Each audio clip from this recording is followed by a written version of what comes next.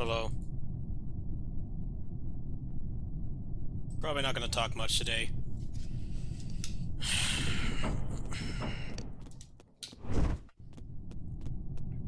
Not feeling good today.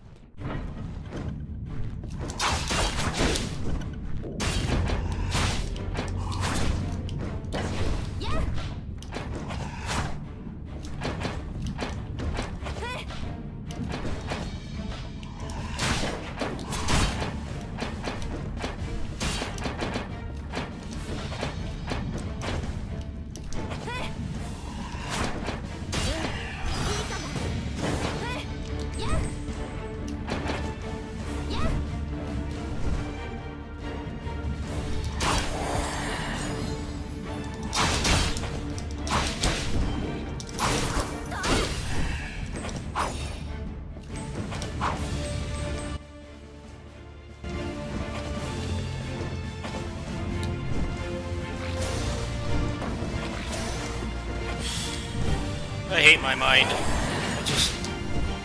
I just gaslight and bully myself a lot. And getting better at not doing it, but sometimes, like today, it just hits me hard. I still don't have control over it a lot. Especially all the declined payments and shit today. I don't know how I'm going to afford that trip. I don't even know if I want to go. I feel like I need to go, but financially I can't, and I'm scared about getting sick again. I just don't know what to do.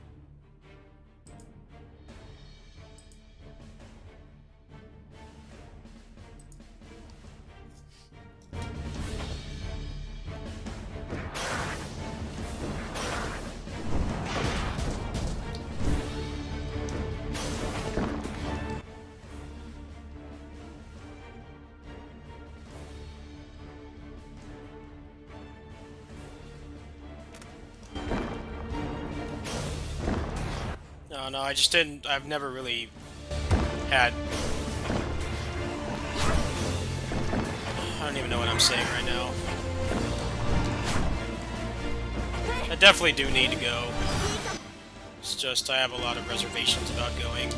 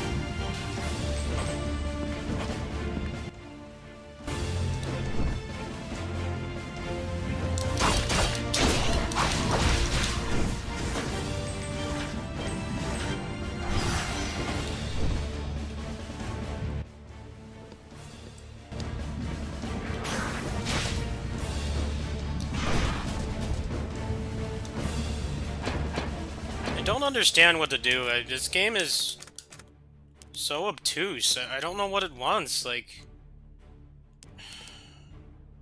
all that was in there was a potion. It's like useless. Just play some Samurai Bringer. I can't be frustrated today. I'm already beating myself up a lot and I'm anxious. I don't know what to do. It doesn't tell you. It was more obvious where to go in this game.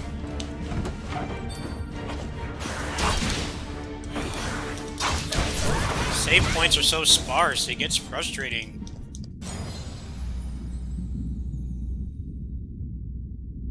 A lot of the bosses don't even drop anything, like... I don't know where to go, there's no hint. Maybe if I go back there, the thing is open. I don't know.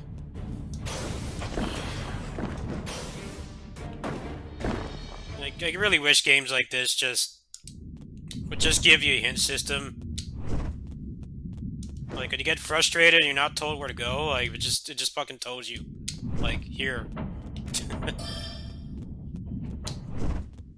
I'm almost done with this game, but now it wants some, like, I don't know, obtuse thing it wants me to do, and I don't know what it wants. Yeah. It still won't let me go in here. There's no hints.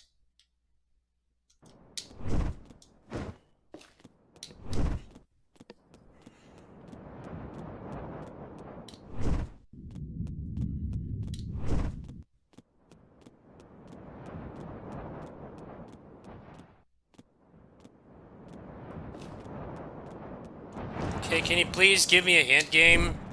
Anything.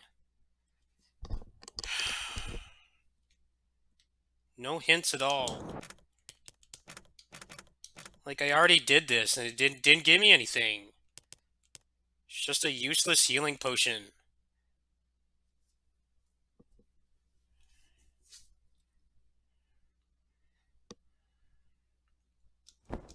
You can try going back over there, but that doesn't do anything either. Like, almost 70% of the map uncovered. There's nowhere else to go. I kind of wish this game had more moveset-based map progression, instead of just do this random stuff that makes no sense.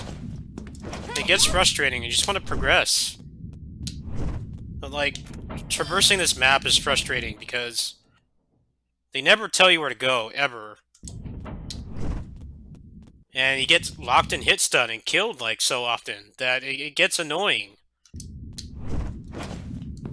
It gets annoying to traverse the map. I think that's my biggest problem with this game. Especially when you're just trying to figure out where the fuck to go, because it doesn't tell you. I feel like the moveset upgrades in this really don't open up that many new places. I think that's, like, one of this game's biggest flaws. Combat-wise, it's really solid. It's better than stuff like Bloodstained, for sure. It's just, it feels like shit when you beat a boss and you get nothing. Or you get something and it doesn't, like, really open up new areas. You have to solve some obtuse, stupid puzzle to get anywhere else. It's like the boss should just give you the upgrade, like every other game like this. A lot of the bosses are just dead ends, they don't give you anything. Traversal-wise, this game hasn't gotten any more interesting at all. The combat's been heavily carrying it.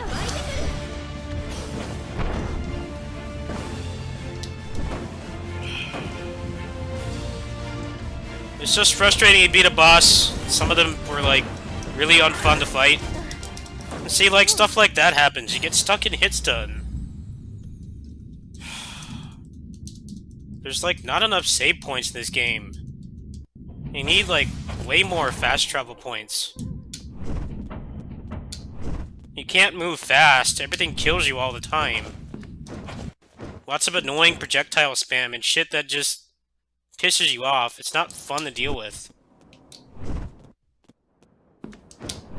I can't describe how many bosses I've beaten in this, and I get nothing for it. And then shit like this, like, solve some puzzle. It's like, well then tell me where to go. You can't get overpowered in this game either. It kind of sucks. Like, you get stuck in hit stun and you just die instantly, and then you have to repeat like 2-3 minutes of walking. I sent them an email. It's like the bosses need to not be so far from checkpoints, or there need to be more checkpoints. Just traversing in this game, I'm like, it must be like more than 3/4 of the way through the game. I don't have anything interesting to get around the map. I'm still just running everywhere. Should have had something more interesting by now. But a lot of the bosses just don't give anything. You kill them and nothing happens. And I don't know where to go now, and it won't fucking tell me.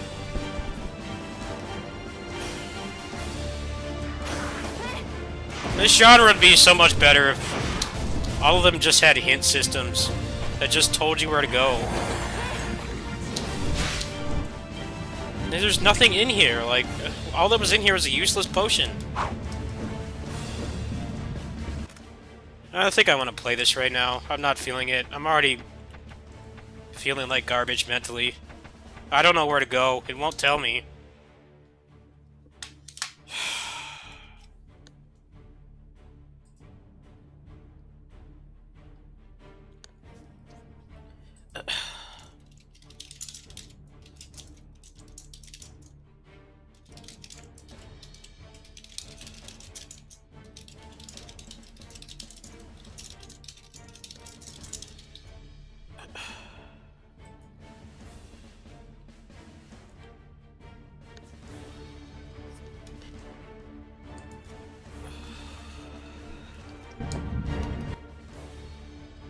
The developer just messaged me right now. Depending on how fast they reply, I might play this a little bit longer, but I'm not feeling good mentally right now at all. I feel like shit. I think I'm just gonna play some Samurai Bringer, honestly. I'll give him a few minutes to respond. Yeah, I'm just gonna play something else. So I'm already not feeling well today.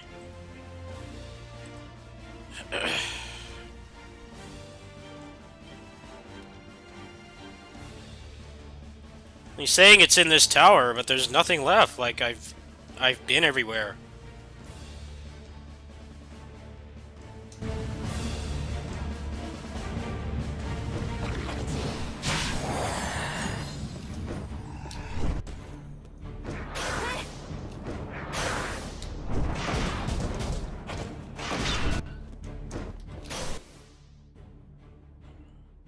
Let's just go to the save point, and then I'm gonna play something else. If he tells me where to go, I'll keep playing this, but I had to watch my stress levels today.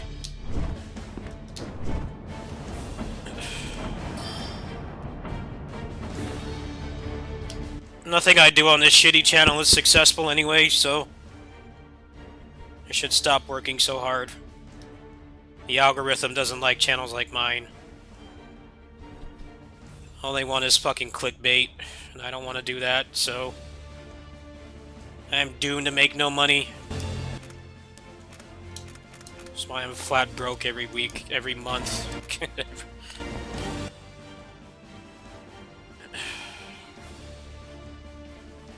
Just feeling like putting less effort into this lately, to be honest with you. It's just doing terribly.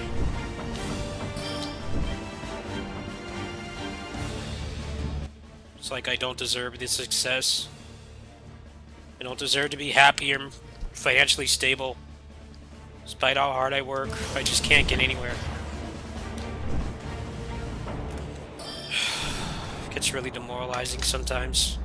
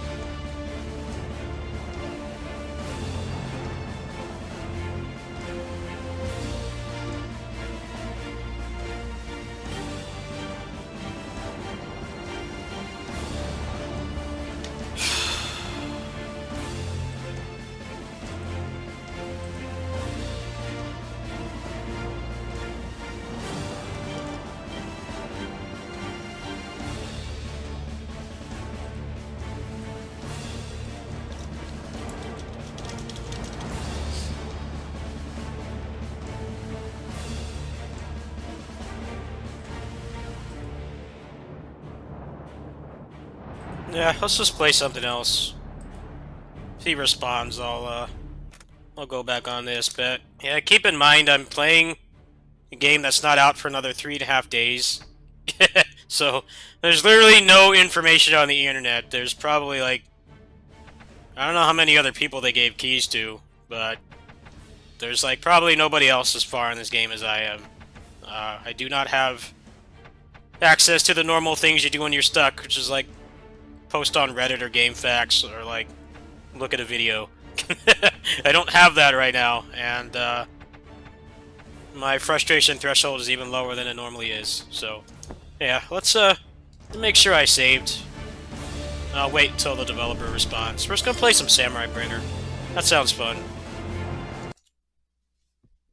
I don't need to be mauling over that.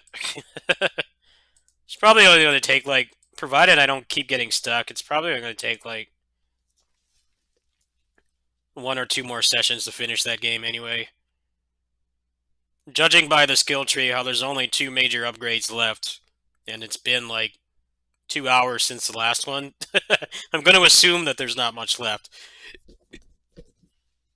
But Metroidvanias get really aggravating when you can't figure out where to go, and the game is obtuse and doesn't tell you, and you're in a unique situation like mine where there isn't anybody that can help you but the developer. I'm just not feeling it right now. If he responds and it's something easy to get, I'll turn the game back on, but I notice I'm already starting to get pissed off. I gotta scale things back. Oh, sorry to those of you who wanted to see more of that. It actually is a pretty fun game, I'm not gonna lie. It's pretty enjoyable.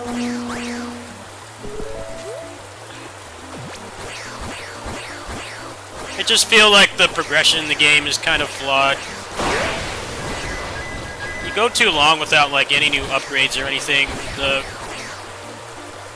game just feels kind of what's a word for it?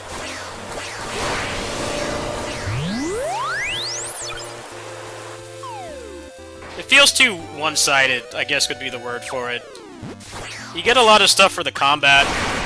Like, pretty much every complaint I had about the combat gets fixed later on, just by playing the game. But the Metroidvania aspect of that game is pretty weak.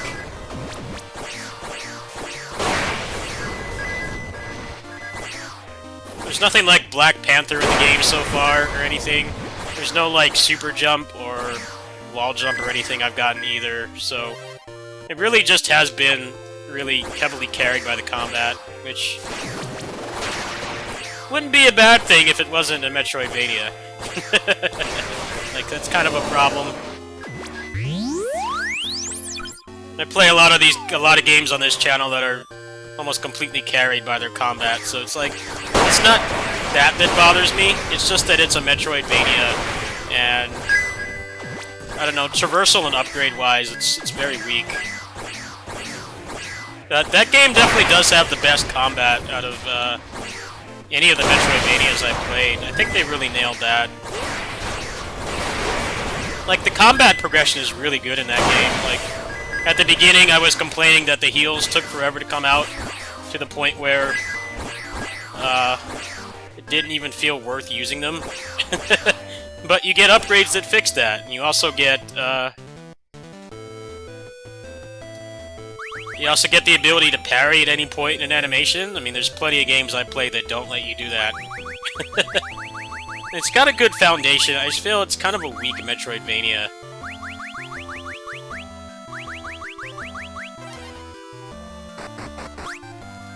I wonder when the decision to make it a Metroidvania was. It's like, it does have some things it needs, like, there's lots of drops from the enemies. That's one thing that a lot of indie Metroidvanias don't have. Killing the enemies feels pointless in a lot of them, but because they have the Neo FromSoft leveling system, it's always worth killing stuff. They have a lot of ways to spend currency in the game, which is nice. There's drops from the enemies too. I've played a lot like Guacamelee that like don't have that, so that's actually pretty sick. It's just, I don't know, I'm like 10 hours into the game and I'm still just running and jumping. movement-wise, it doesn't feel very good.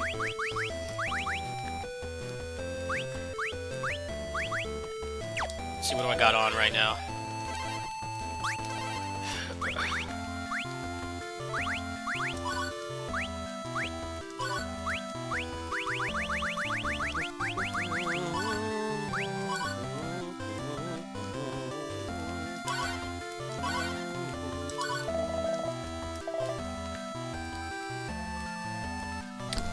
They already put out a lot of patches for it, including some based on my feedback.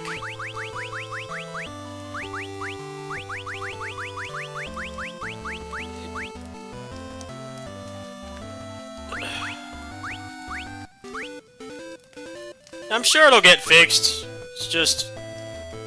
I've played a lot of Metroidvanias. It's one of my favorite genres, actually. I don't play them much on the channel, but I really like them a lot. It's just I've also played so many that I know, like, exactly what should be in there.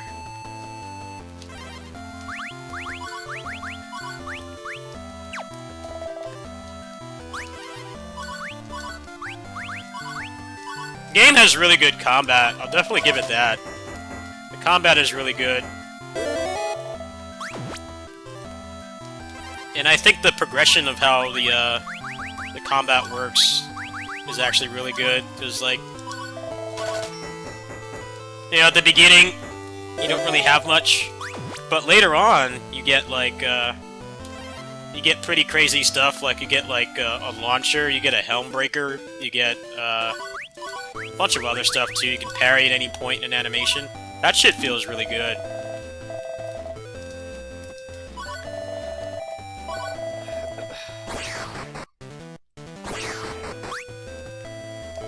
Like, the Metroidvania part, the part where you're not fighting stuff, feels really weak in that game.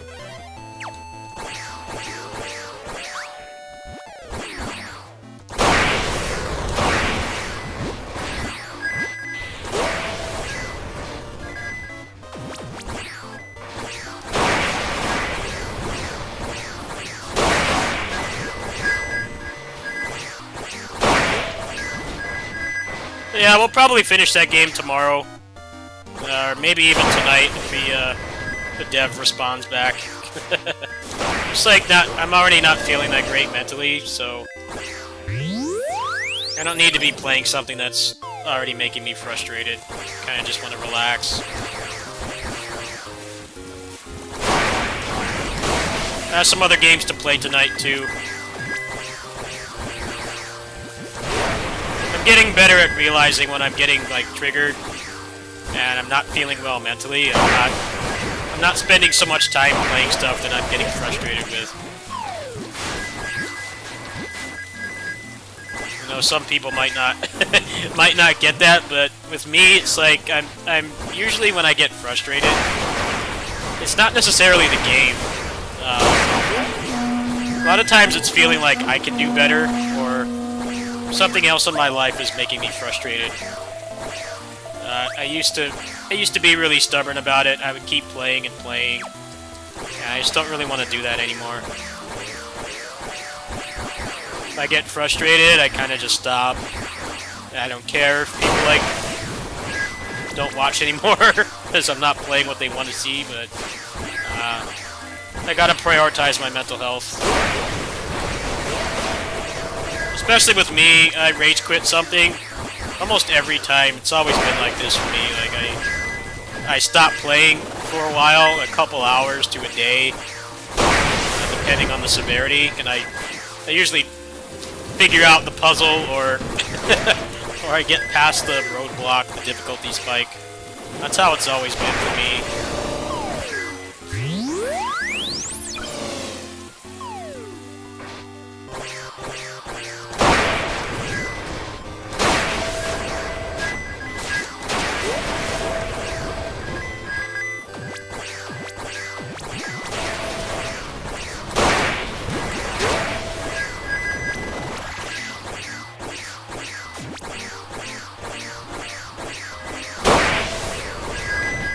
I also really like how that game only has one weapon. I think that's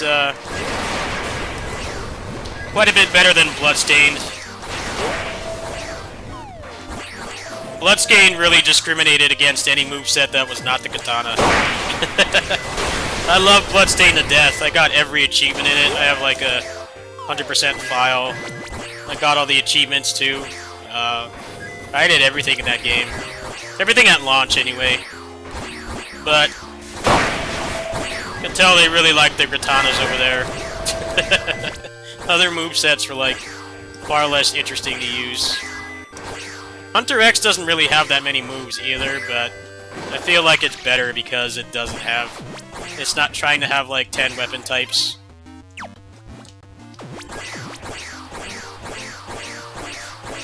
The thing about Bloodstained that's disappointing is like they're not limited by pixel art limitations anymore of that game, but it wasn't utilized properly. The special moves and stuff they give you are like mostly pointless, outside of like using them for variety, so you're not just jump attacking all the time like all the other Igavania games. They have like very little utility. They take too many resources to use, and they don't even do any damage, so...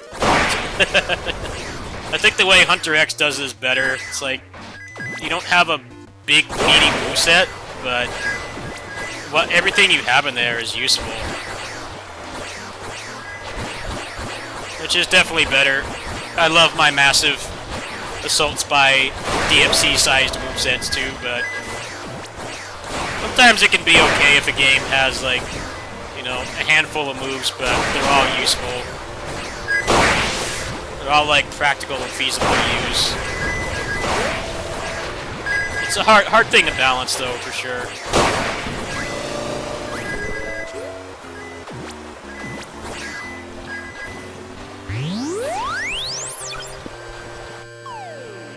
So I mained the boots. I mained the boots in Bloodstained, and it had like literally 2 moves. Like, they did not care about that weapon at all while they were making that game. They're like massive bias towards the katana.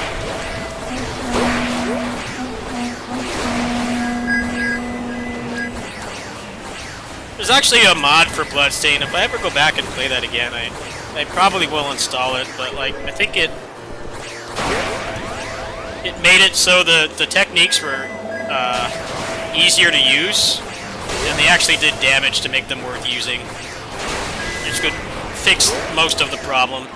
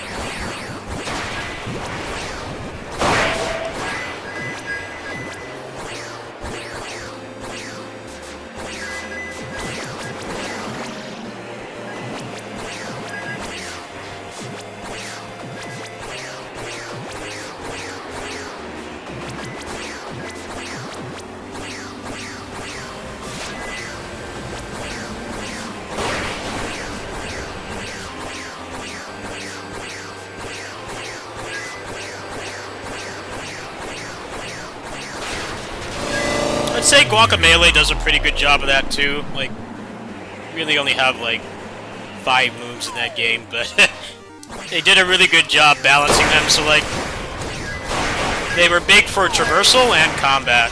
I think they did that kind of thing really good in that game. It's like you don't have like a massive 10-page long moveset, but what you have, like, everything is useful and viable.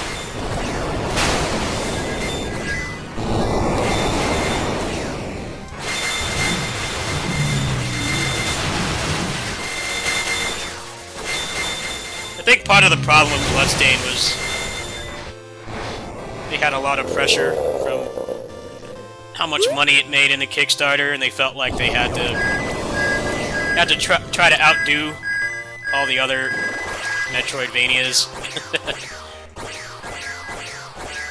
I think content-wise it does.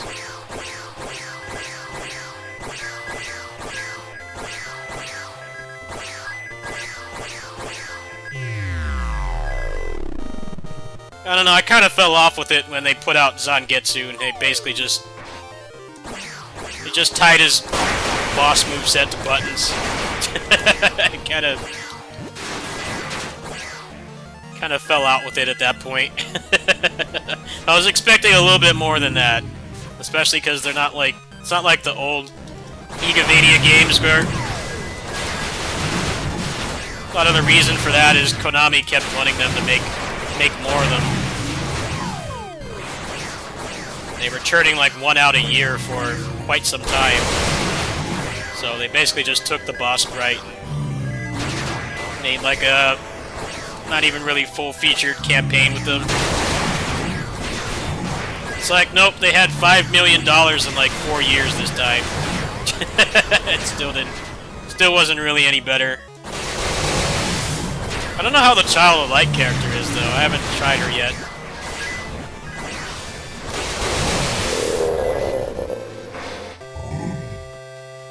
Remember when the fan mod for Zangetsu came out and people were like, "Oh, I hope the real one is better." It's like, nope. The real one and the modded one are like almost exactly the same.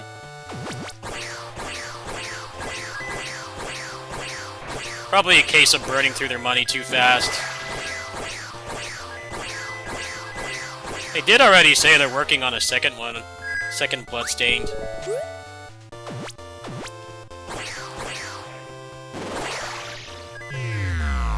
Hope they get better looking graphics, and like more cleaner art style, and if they're still gonna have the moves in the game, don't have heavy bias towards one weapon. The katana bias in that game is nuts.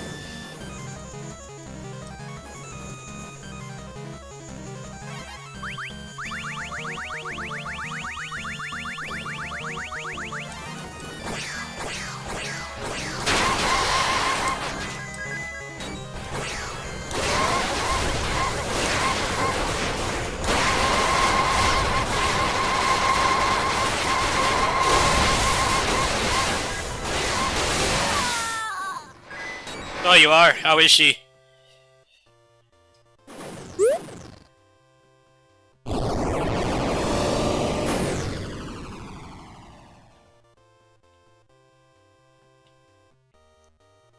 I'm stuck. I'm stuck. What happened? Glitch?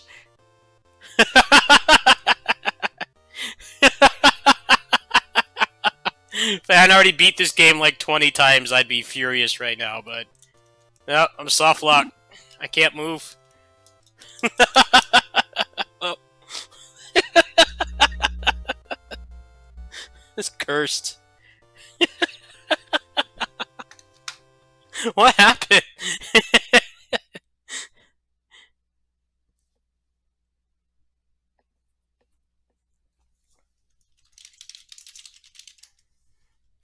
What happened?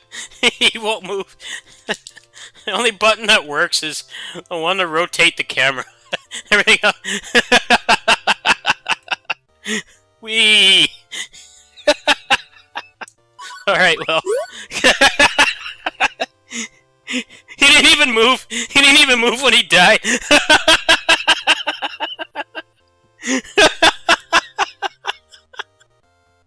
Like how the victory music is playing too, it's completely cursed. What the hell was that, man? He just gave up.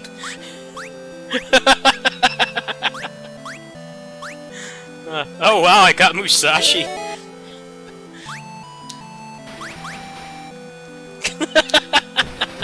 That shit was cursed.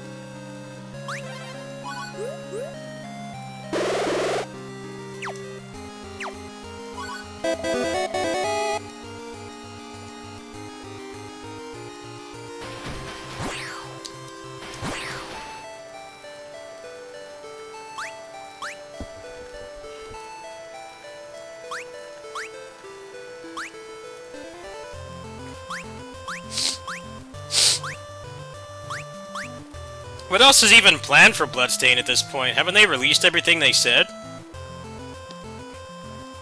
I didn't back the game, so I don't really know exactly what else they have left.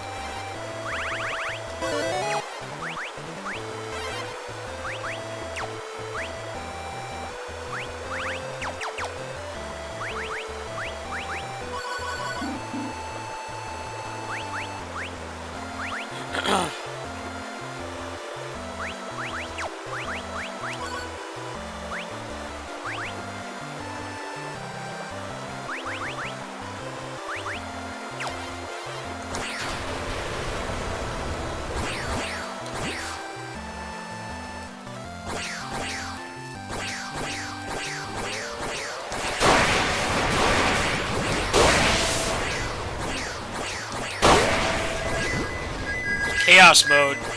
Huh.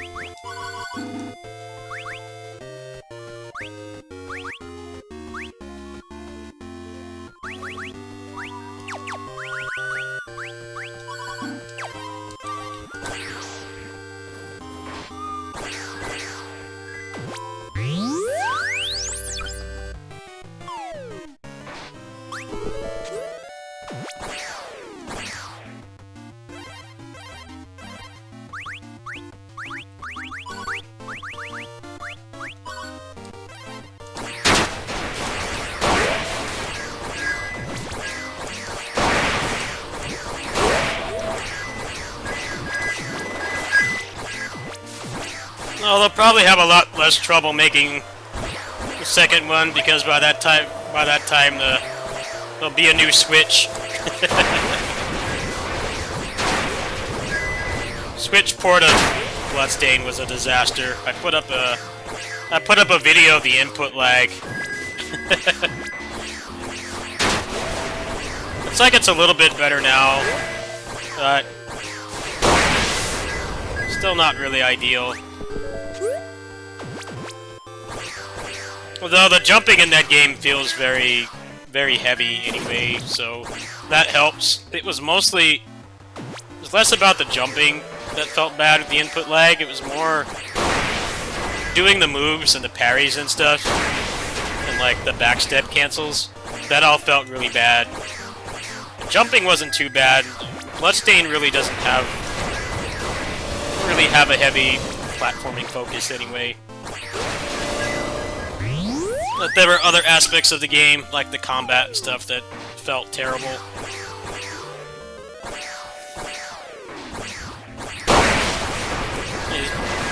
Frame rate was bad too, that didn't help.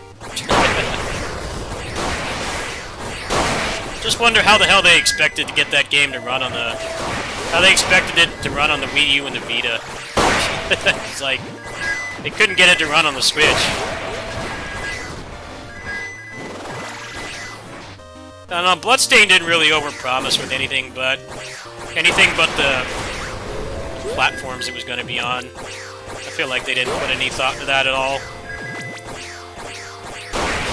But it's easy to do that when you make the Kickstarter and you haven't actually started working on the game. Like, they had like a concept of what they wanted to do, but they hadn't really started development at all.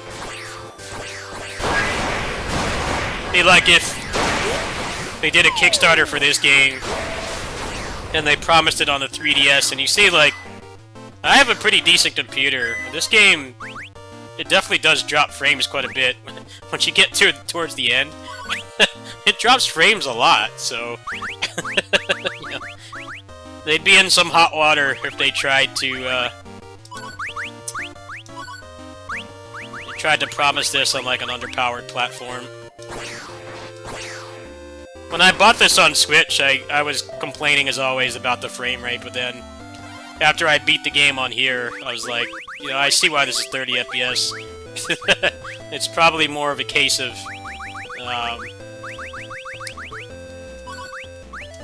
the game could run fast. It could run at a better frame rate, but they had to account for the end of the game where you're swarmed by enemies all the time. They're probably like, it's better to just cap it at 30 than leave it uncapped and have it basically never run at that frame rate once you get past like 20 minutes into a run. Which I'd argue is partially true. It's partially true, not entirely true. Because if they uncapped it when the new Switch comes out, it would run better by default. And they wouldn't have to touch a single line of code. But a lot of Switch games are like that. They're capped at 30. So, whenever the new Switch comes out, they'll have to get somebody to fix it again.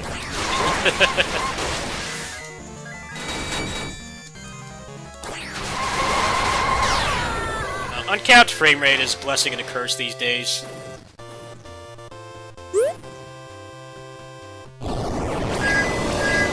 It's like the plus side of it is when better hardware comes out, you know, they don't have to do anything to the game at all. The game will just work better by default. But the downside is if you cap it at 30, then somebody has to actually go in and fix it again. Versus mode and chaos mode.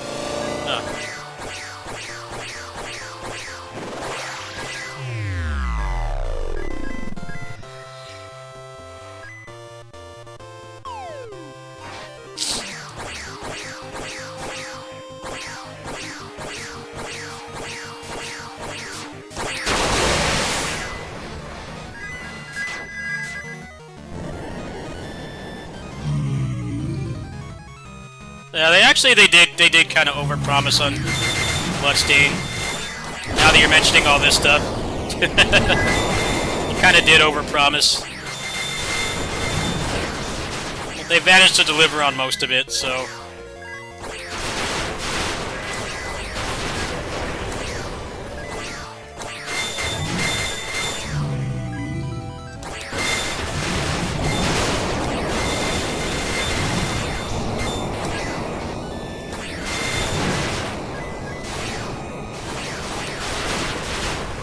Yeah. Man, I was so excited for him. And then he comes out and he's just, standard Igavania extra character.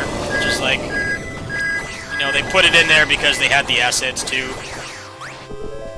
But for all intents and purposes, it's just the same boss you were fighting, but their moves got mapped to buttons. They didn't really make anything unique with them. Which is how they've always been. Like, the rule of thumb with Igavania games was always, if you fight a humanoid boss character with a lot of animation frames, then you could pretty much already tell that they were going to be unlockable. All 6 Igavania games, all 7 actually, that was always true. You had Maxim, you had Richter. Only one that wasn't true in was Circle of the Moon. Arya, you had Julius, of course. You had the sisters, you had Maria and Richter again. You had Yoko as well, Alucard. Like, even back then, like, you know, when the games were brand new, it was like painfully obvious that there was going to be, they were going to be the playable characters.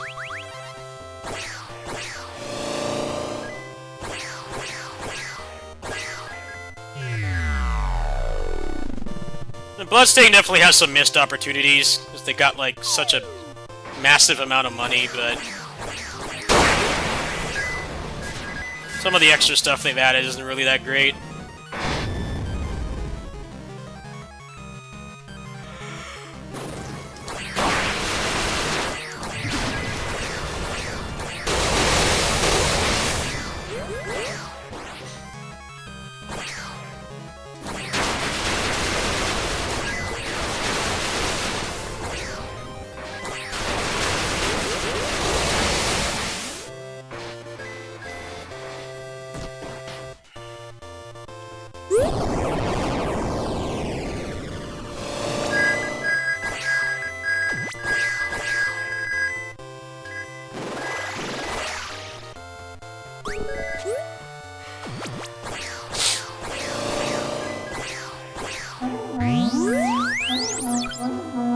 Go back and look at go back to the Kickstarter for Bloodstained, and look at the screenshot they have. The actual game does not look anything like that at all. But apparently the story with Bloodstained was, it was basically just an interest check. Because, you know, there hadn't been a big budget Metroidvania in, like, years at that point. Good 5-6 years. Like, they already had, like, publisher interest and stuff. It was just like, I guess they got told to make a Kickstarter, and if, you know, I think they only wanted, like, 500K. That was, like, the condition to get published. It's like, obviously they blew that out of the water. People love those kinds of games. But the problem was they hadn't even really started working on the game at all. It's basically just an idea. That screenshot is like, that doesn't represent the game at all. At least the Mighty Number 9 was kind of the same thing, but that screenshot is relatively close to what the final product looked like. But they overpromised with the ports. Like, how the hell is that game gonna run on the Vita? Apparently what they were gonna do is they were gonna use some other engine. They were gonna get somebody to port another engine exclusively to the Vita, which sounds incredibly wasteful and frivolous. I don't see how that would have paid off.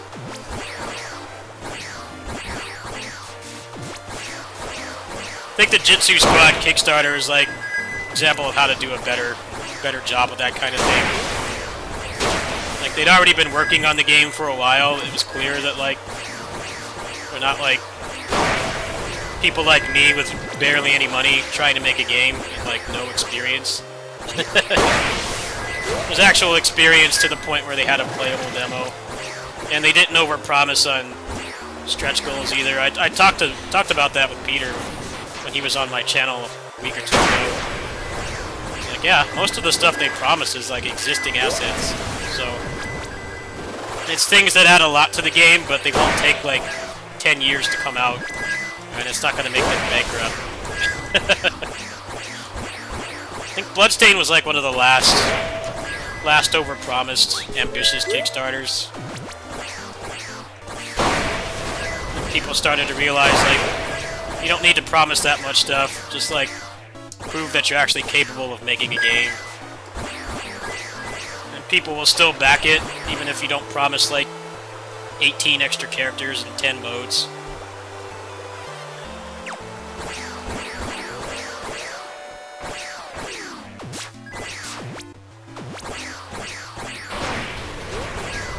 Shovel Knight's another one. They already, like, admitted that they don't have, they didn't have the money to actually make all that content. They were relying on the sales of the game to fund it all. They only got, like, 500K for that game. NES art style or not, that's not enough to, like, make a game of that size and pay people, like, a living salary.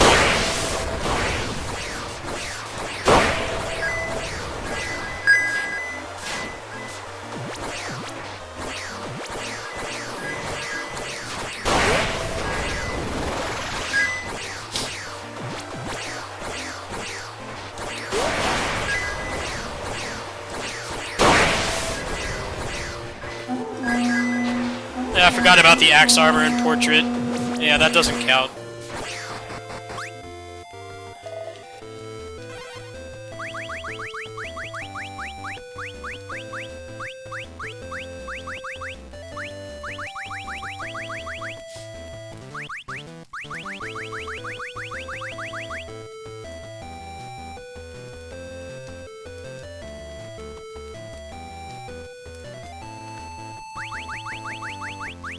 What game? Bloodstained?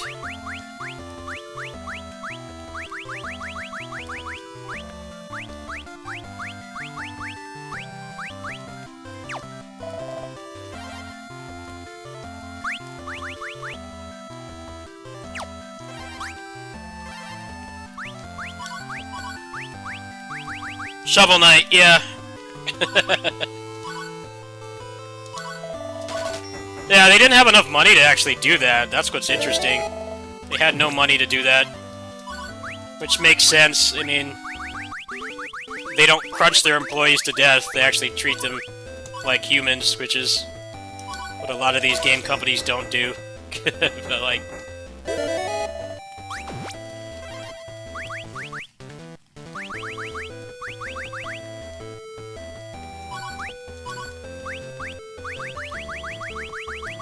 Yeah, they remade the game like 4 times on a 500K budget.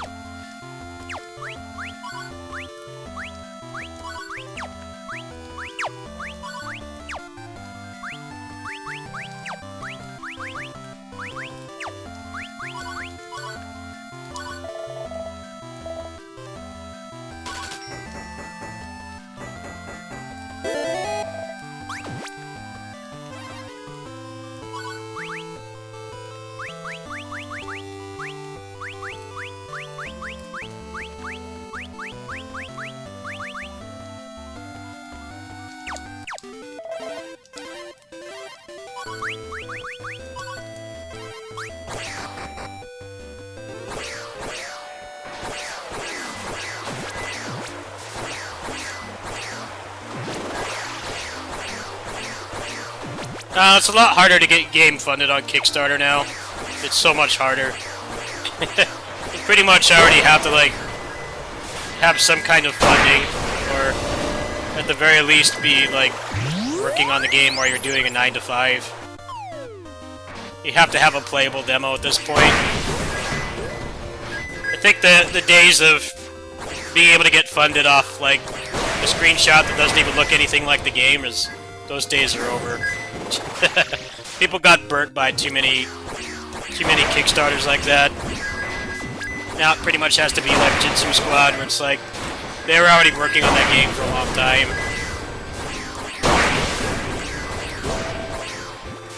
Which is why it came out so short after the Kickstarter.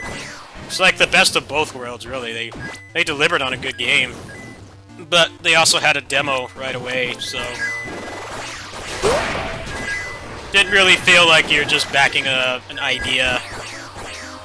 It's like the game actually already exists. just saying a lot these days. Not many get funded without a demo at this point.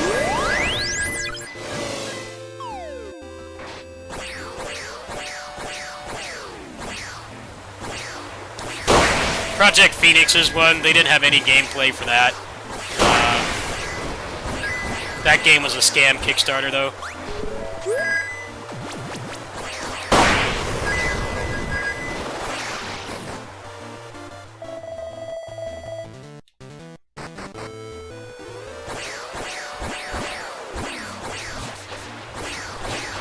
Scam Kickstarters are pretty interesting rabbit hole to go down. Like these games that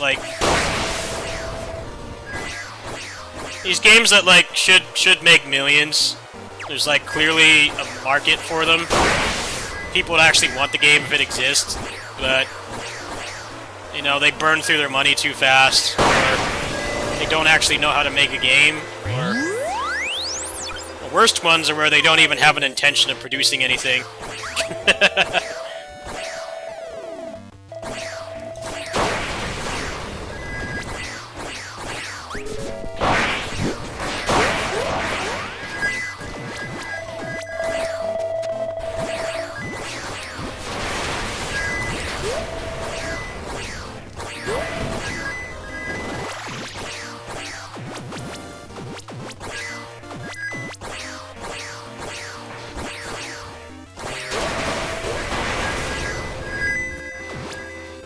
Well, it happens a lot less now. It's just... the downside is it's a lot harder for games like Jitsu Squad to get funded. Because people have been burnt on those big ones. Mighty Number 9 was a big one. I don't even consider that. Actually, I'm wrong about that. Mighty Number 9 kinda isn't that bad. They delivered a shitty game, but at least they delivered something. Cryamore is another one. I don't know what happened with that game, but that was one that was funded at the beginning of that era, and it's like still not out. I think they officially canceled it.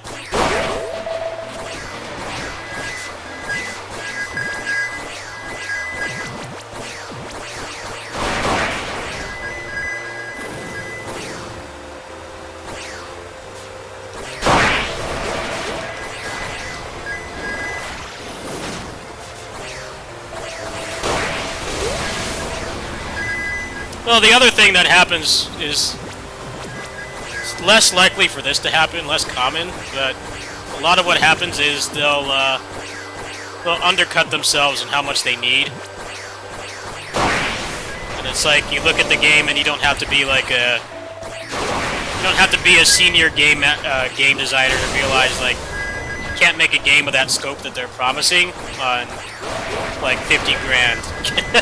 Like it's just not possible. At least not, like, full-time, where the people working on it wouldn't have to have, like, a normal job. But they'll do that, and they'll hope that they'll get, like, stretch goals to, like, actually fund the development. But then that's a whole other rabbit hole. It's like... then you have to do the stretch goals, and... you've definitely seen a lot of Kickstarters really overpromise with that shit.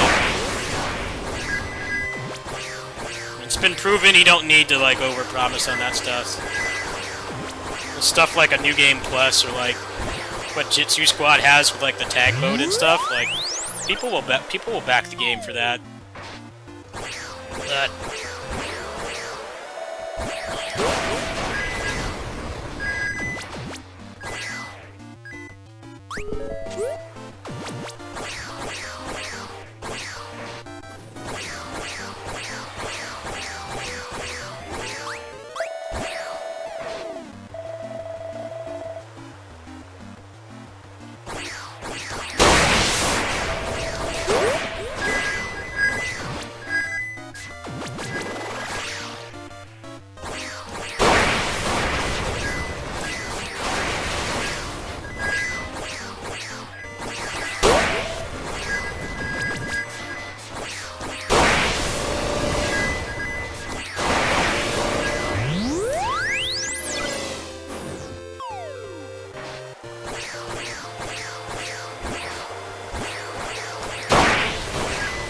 Best was that Beast Fury game, that fighting game with dogs, anthropomorphic dogs or whatever. Those guys took the money and like ran off, I think. They didn't fucking make anything. They took the money and ran. I heard they actually like literally did that. They like went on vacation with the money. Like, wow, you know, you had furries backing you. Like, furries contribute a lot of good things to our society, but they're not stupid. Like, don't piss them off. If you make a game for them and then promise it and you don't make it, bad things are gonna happen. I think it was called Beast Fury, yeah. I didn't even think they, like, even had the game running in an engine or anything.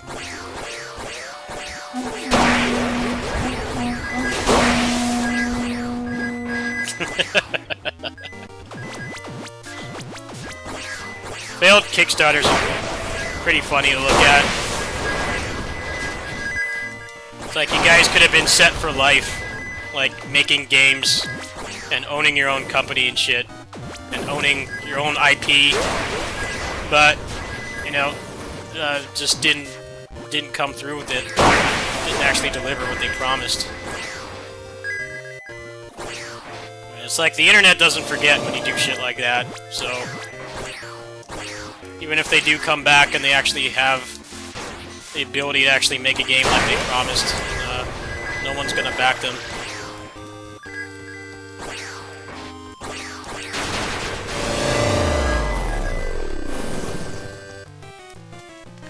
Those Beast Fury guys are never going to be able to make a game, pretty much. They burnt through all the goodwill they had left. I think Maximilian was involved with that one, too.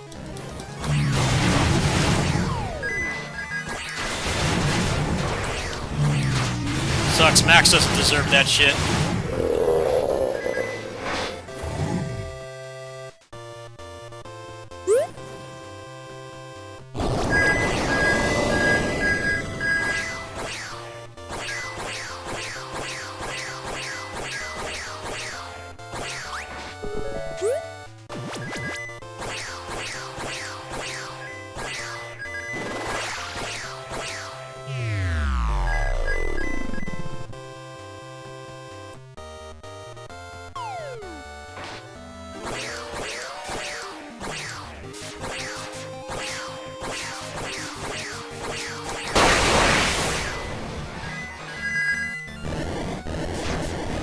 $75K? Damn. That's nuts, man.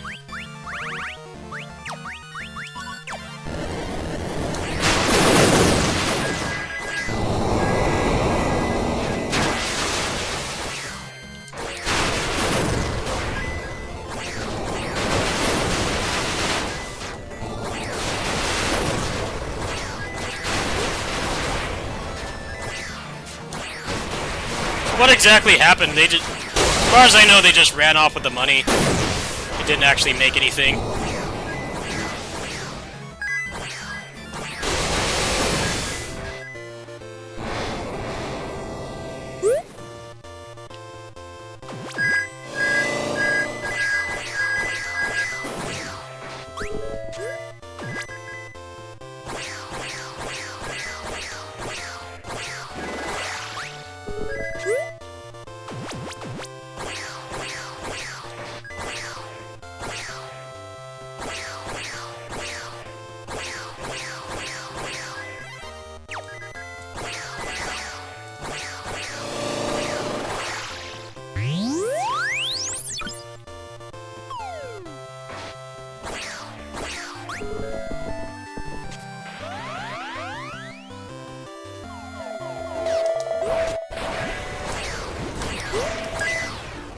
Actually, another one I can think of is Red Ash. That was the one done by Inafune. And they, like, tried too hard to make it this big franchise. There was supposed to be, like, a Mighty Number 9 show. And it was supposed to be Red Ash, which was, like, a Mega Man Legends clone. And it failed miserably. The demo that they had, it looked like they had spent, like, a weekend on it. You could, like, kick a soda can around or something. And then the Kickstarter failed. It was, like, painfully obvious that, unless a millionaire decided they really wanted that game, it's not going to get funded. And they come out and say they got publishing from some Chinese company for their console, and years later it's still not out. Like, they didn't fucking make anything.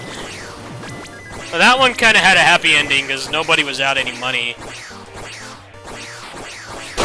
That one was kind of a unique case.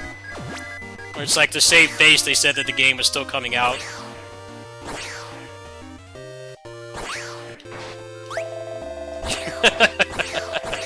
Like, they're like, oh, we got published by this random company you've never heard of. I'm like, I'm sure that's gonna go over very well. Totally not a scam. Which one? Red Ash? Yeah, it was very obvious that it wasn't going to get funded.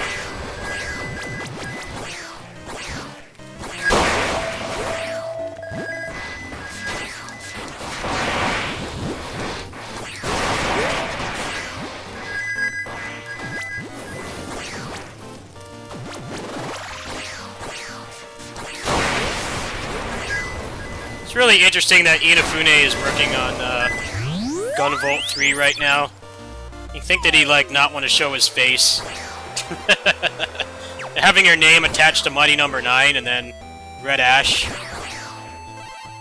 I think a lot of people forgot about Red Ash, though, but that was a whole meme in itself.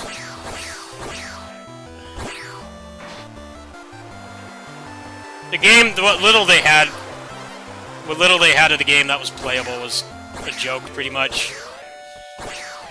Didn't look like they had any capacity to make a game that would have satisfied people that got burnt from Legends 3 getting cancelled.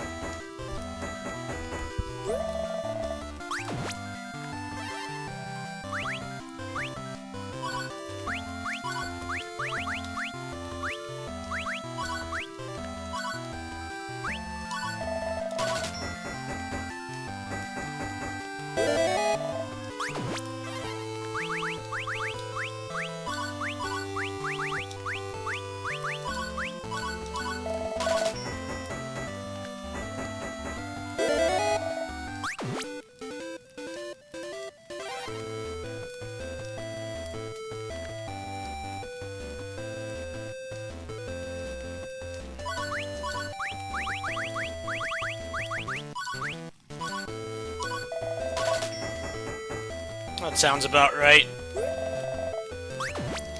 Yeah, that's a common thing that happens as well, is they really try to undercut themselves on how much they need. Which has worked in the past. It's not like a terrible strategy, but it's got its fair share of risks, depending on the scope of the project and how much is raised.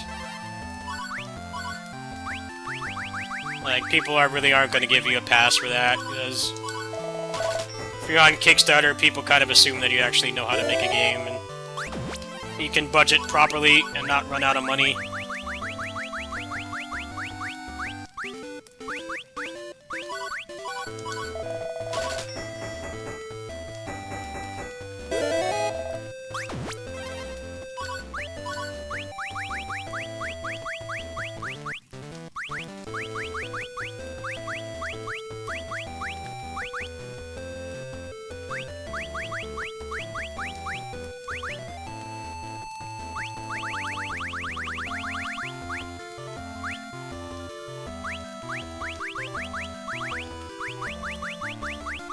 What do you mean they wouldn't pay for anything? I don't quite follow.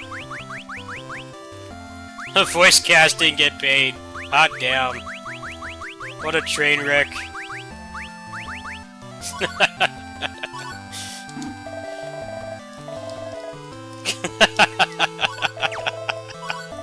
Wow. I don't even know what to say to that, man.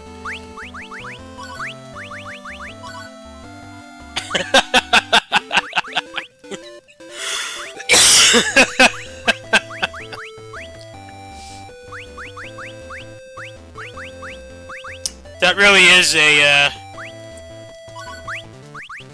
example of taking the money and running.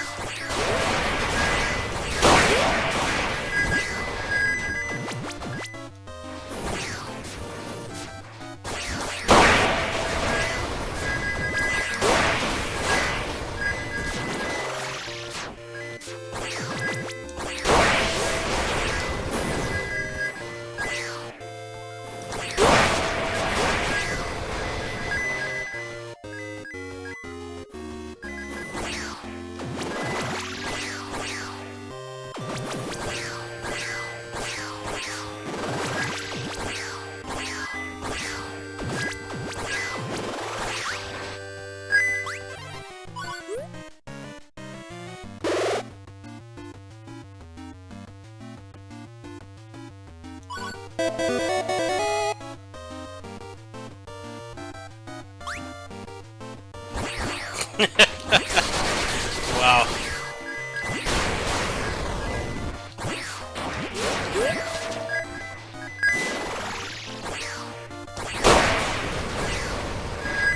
Yeah, exactly. That's what they don't realize.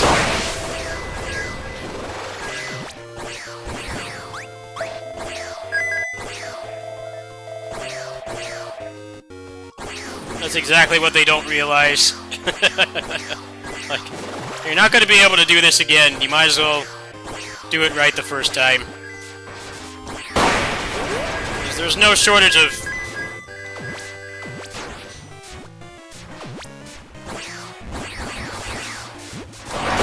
No shortage of people of wanting to make, you know, games that big companies won't make. Like, you can be replaced really easily. You can be replaced by somebody who's not out to scam people. Like, not going to be able to do it again.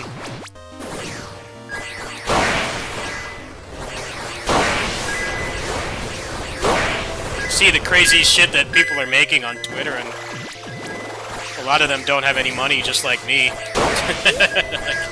And they're not out to scam anybody. They actually want to make something that they're passionate about. So trying to screw over people doesn't really do you any good.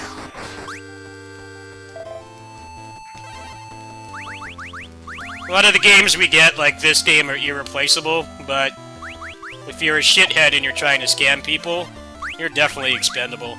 That's what a lot of them don't realize. There are a lot of games that are very irreplaceable, but when indie devs try to one-up those games and they try to scam people, it's like, well, you're the one that's expendable. Because somebody else could come and do the exact same thing, and not only better, but, like, actually deliver the product and not screw over people. Like, they're not gonna remember you. They're gonna remember that other person, that other team that actually delivered on what they promised.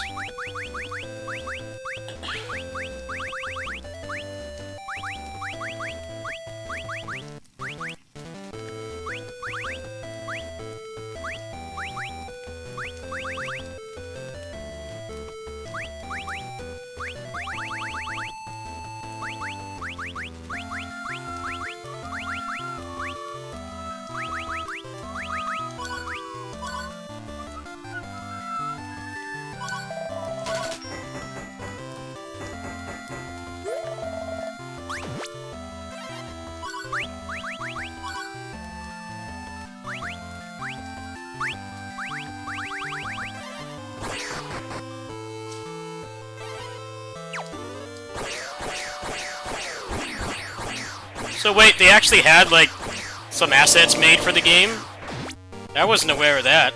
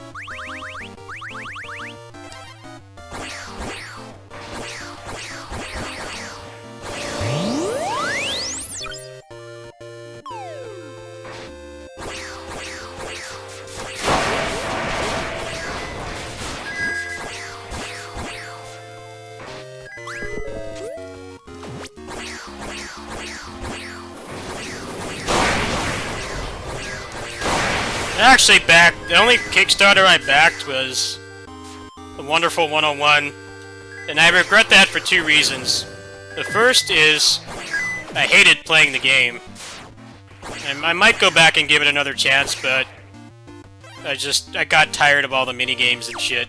The second reason is they still released the game physically. They still released it physically anyway. I don't understand what the point of the Kickstarter was. They still haven't delivered all the stretch goals either. I haven't gotten an email from them in months.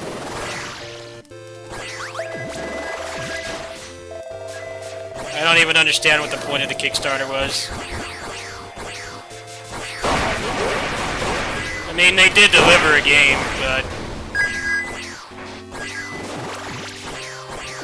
clearly they didn't really need the Kickstarter. And they haven't delivered what they promised yet either. They promised a pretty fat amount of content, and they still it's been out for like, what, like 2 years? I think that game came out like right before the pandemic. So late 2019, early 2020. They still haven't finished it.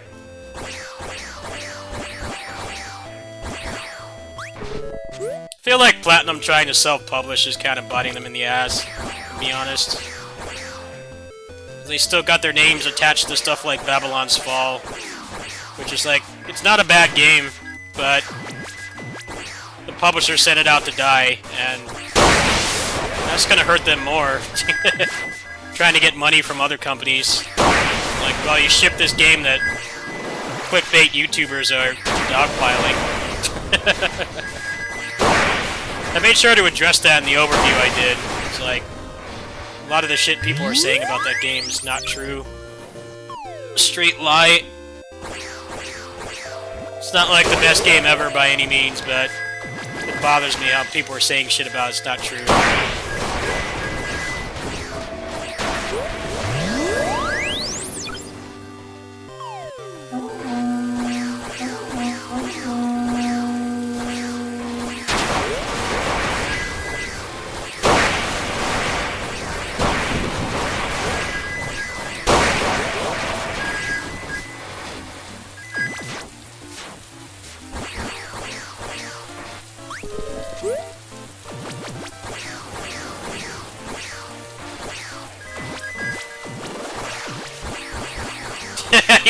Yeah, see, that's what I'm talking about.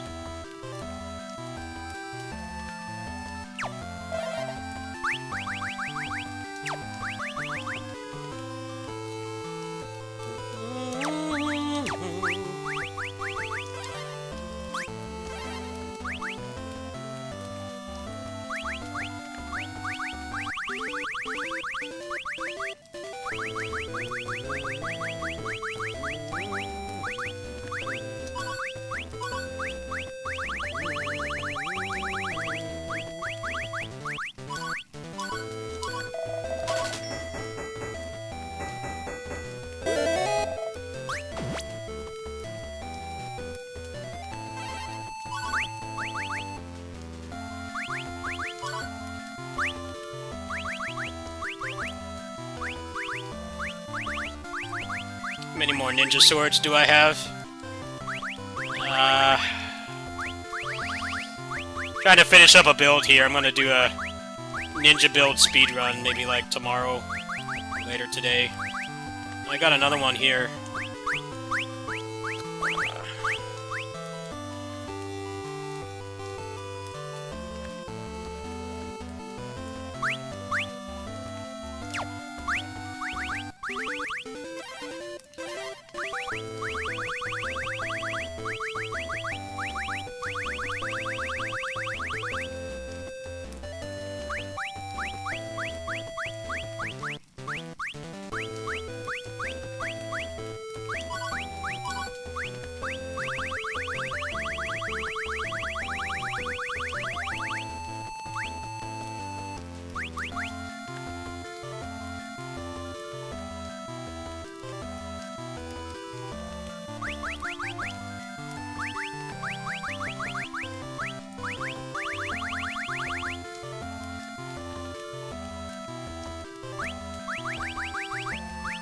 getting lost in here. I remember what I was trying to do.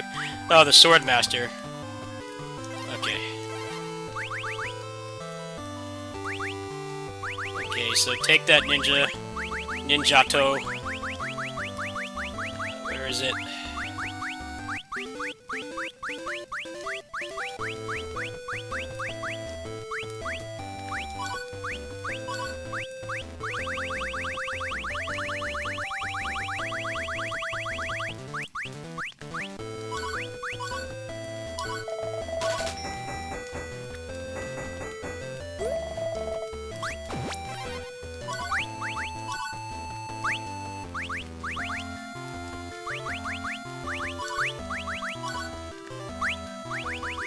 Alright, just need one more. One more Ninjato, and I'll be good to go pretty much. Guess I'll go back out and go hope that one drops. But I think a lot of the unique officers don't use it. Oh, here's one.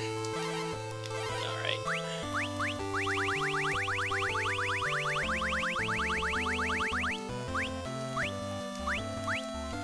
What have the backers been saying? I'm one of them. It's just... I hated playing the game, so I don't really care, but... They did pull a fast one on me. I just don't care.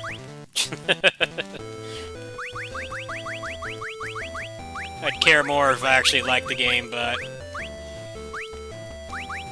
I didn't, so it's like it's whatever to me, but yeah. No updates in months.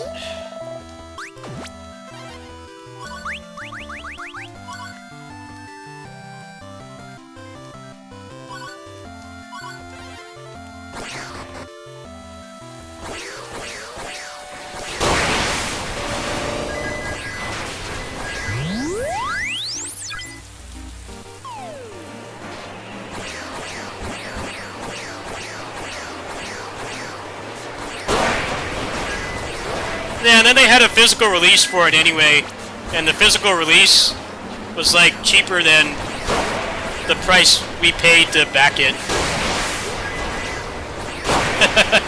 So it's like extra slap in the face right there. GameStop has been selling it for dirt cheap for like over a year now. Now it just begs the question of what the hell they needed the Kickstarter for.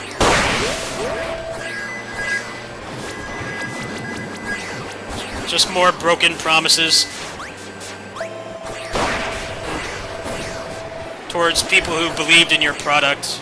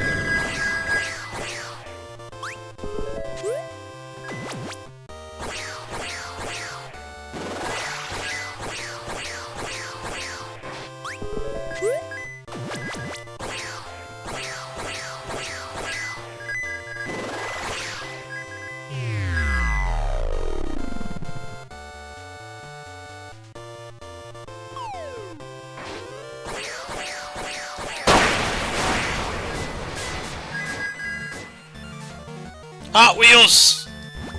Hot Wheels! Homie's back. Homie's back. He's pissed. What's up, Hot Wheels?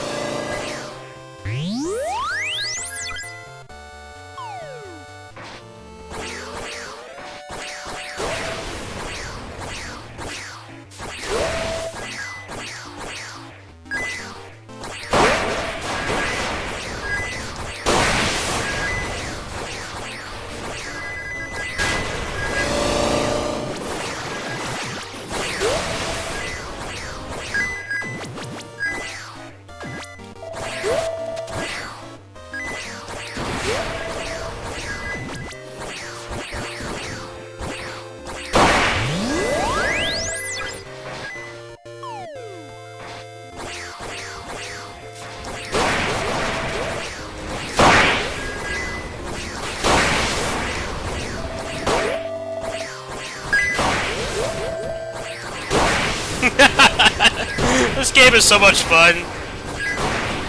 Really turn this stream around. I'm having fun right now. Just grinding.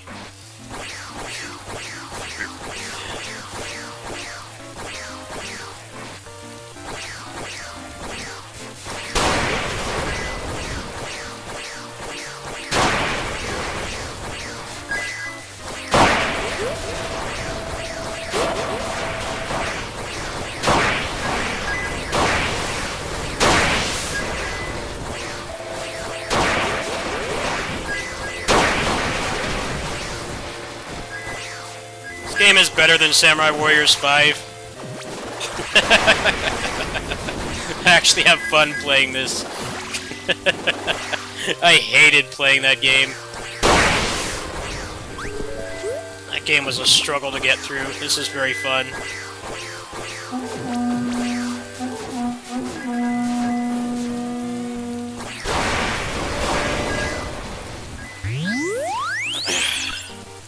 The DLC for that game was completely pointless, by the way, from what I heard. I didn't buy it, but when they dropped support for it, it's like they knew that it wasn't a good game.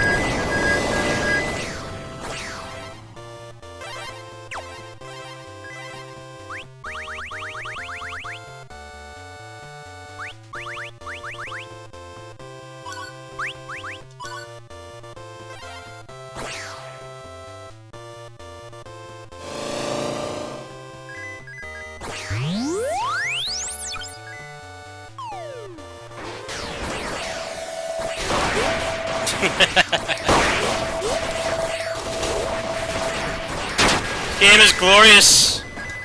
Masterpiece. Up there with Assault Spy in terms of how ultimate it is. It's just fun. Who plays video games to have fun, right? You gotta be mauling all the time.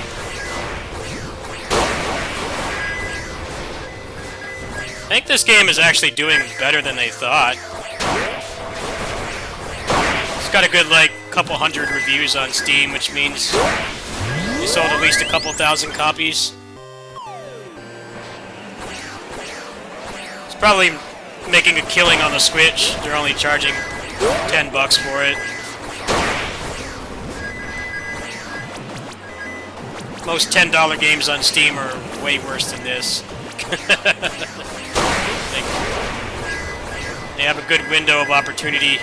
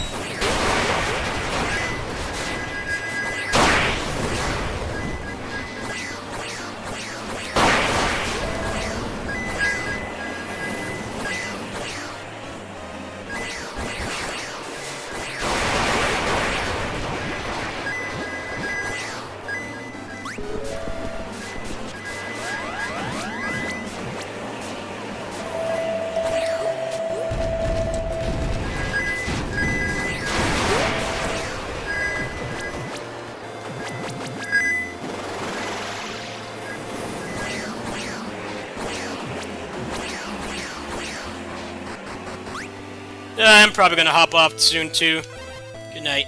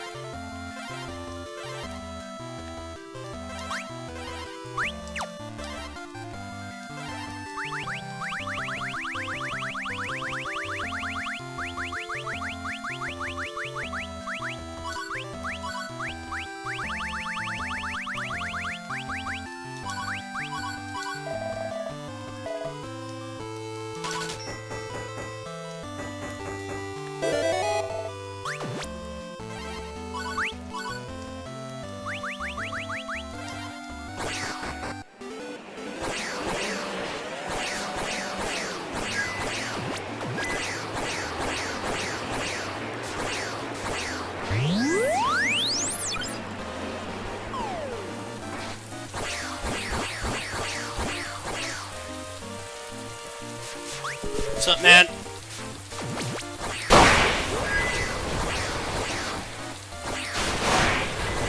Sir Claymore is here. The Claymore 007.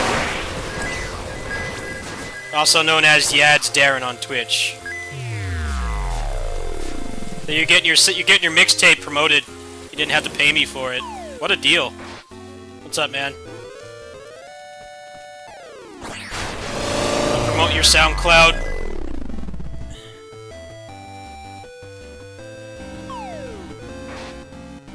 Yeah, I lurk on your channel sometimes.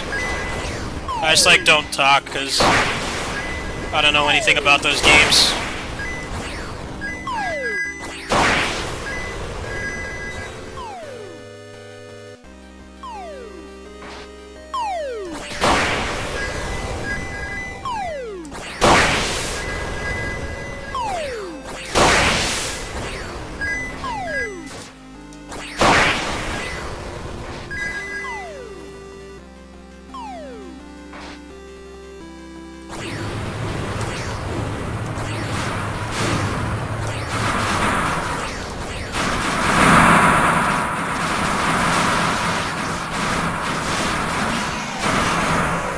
I tried Lost Ark, yeah.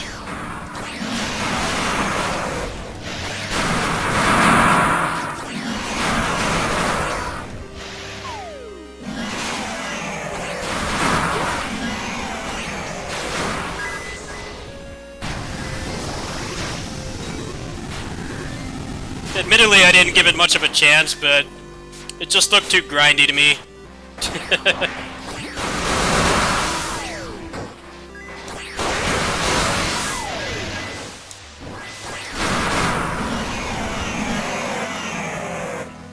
I don't know, I just don't like open world MMOs. I just don't. It's a real hard sell for me, really the only open world MMO I played was Ragnarok Online. That was like the only open world one I ever played. And that was like 22 years ago, so... Pretty much everything else I've played since then has been instanced. No, instance is just my thing.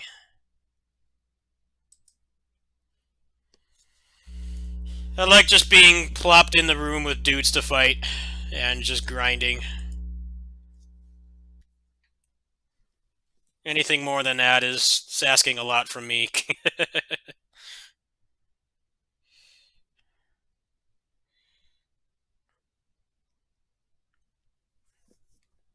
It's the time investment, and the open world was like, even if I had really liked it, I'm not sure if I would have stuck with it, because I don't really consider myself to be a variety streamer, but I do play a lot of games every month. I'm playing like anywhere from 2 to 3 new games a month.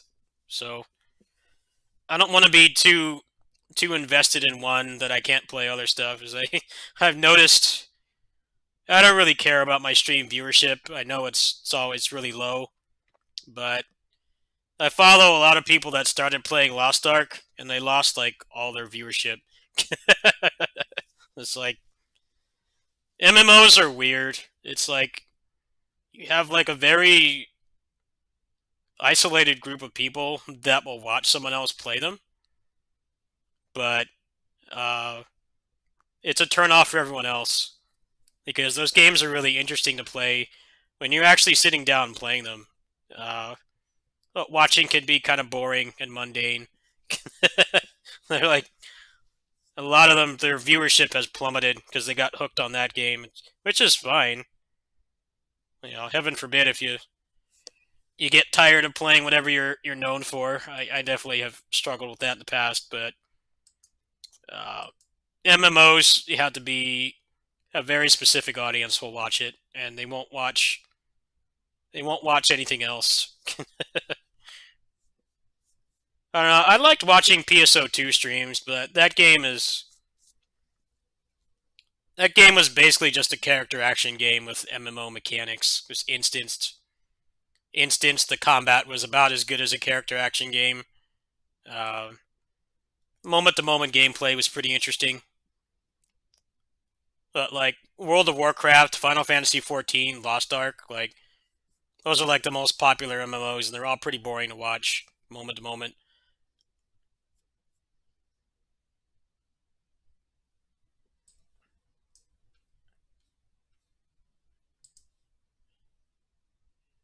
I don't know, if you're actually trying to stream and make money, I feel like they're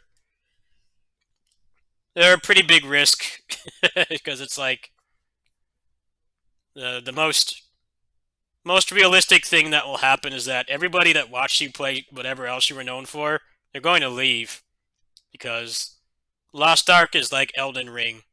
Elden Ring is a good game, yes, but everybody and their cat is streaming it. So if you're not interested in that game, then there's nothing else to watch. And if you start streaming that game, then realistically, most people aren't going to watch you. They're going to watch the big streamers for that game. Elden Ring, I think was eye-opening for a lot of people, because they thought that they would grow off their game, but like, you know, there's like over 1,000 streams playing it back when it launched last month. It's like, you know, realistically, they're going to go to like Distortion 2 or like the other Souls community people. They already pull like thousands of viewers. They're not going to watch you. Um, I hate to say that, but that's just the reality. like, like it doesn't even matter if you play better than them or anything. It's just like the site is the algorithm's gonna promote those channels. All right, I'm gonna set up PGR. I'll be right back.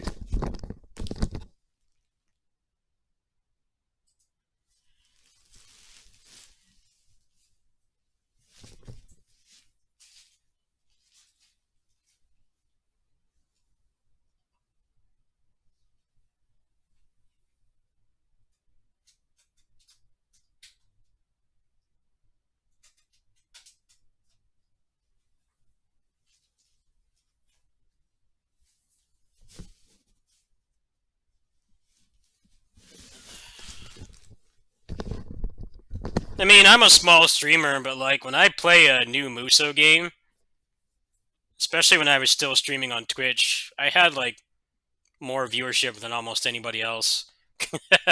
Because that's like what most people watch me for. And I have a history of playing those games for better or for worse. You know, obviously not on the scale of like, you know, an Elden Ring streamer, like 15K viewers, nothing like that. Yeah, 30, 40, 50, around that level.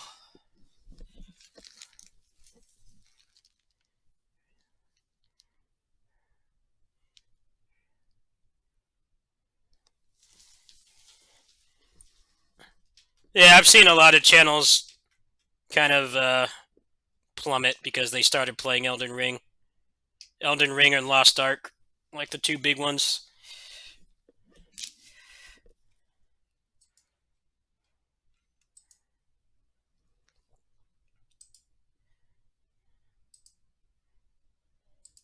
Lost Ark especially, because they're all like hopelessly addicted to that game and they don't play the stuff they're known for anymore.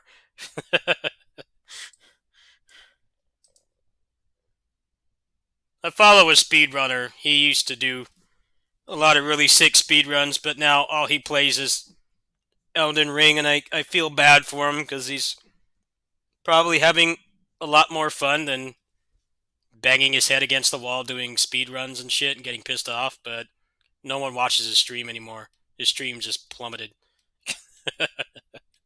Because it's like there's thousands of people streaming Lost Ark, and like you have to think about the physical aspect of finding a stream like that. Like a Lost Ark, the directory is massive. Like scroll all the way down to his channel will take minutes. It sucks, but that's how these sites work.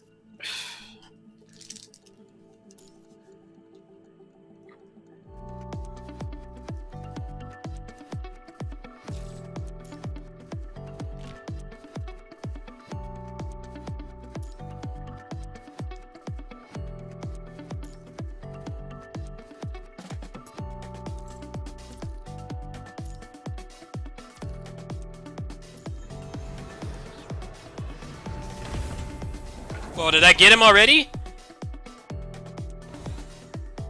Hey, homeboy's here! He came home! What's up, dude? Well, that was easy.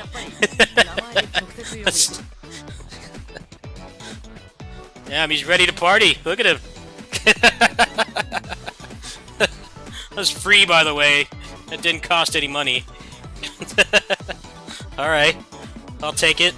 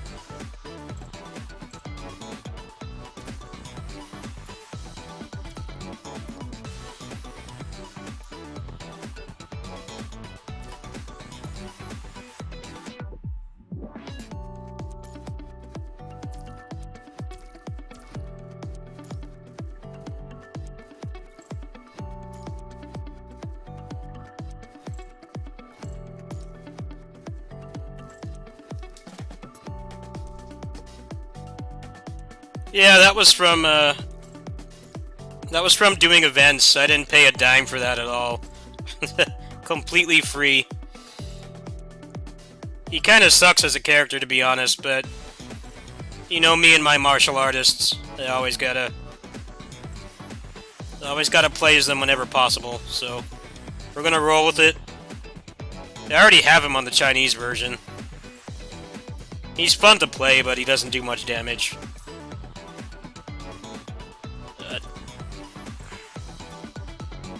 Also, I need ice characters too, so even though he's not very good, he'll still have his use. He'll make me more in-game currency. Oh, he has his role already. It's just not going to be like main damage dealer, which is fine.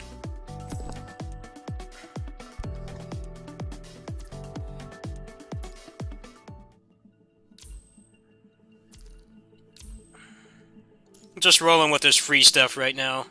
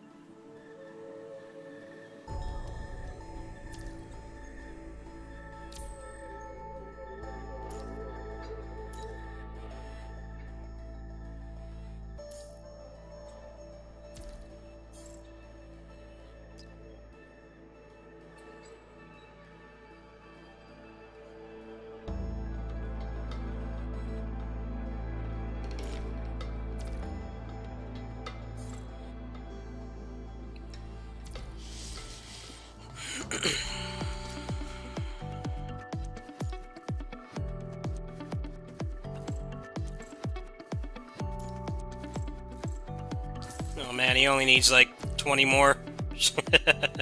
I've been saving up. Been saving up for him to drop. He just dropped like an hour ago.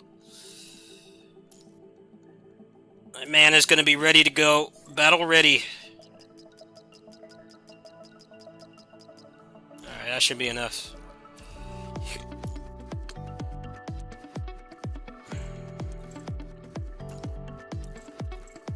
Damn, he still needs more.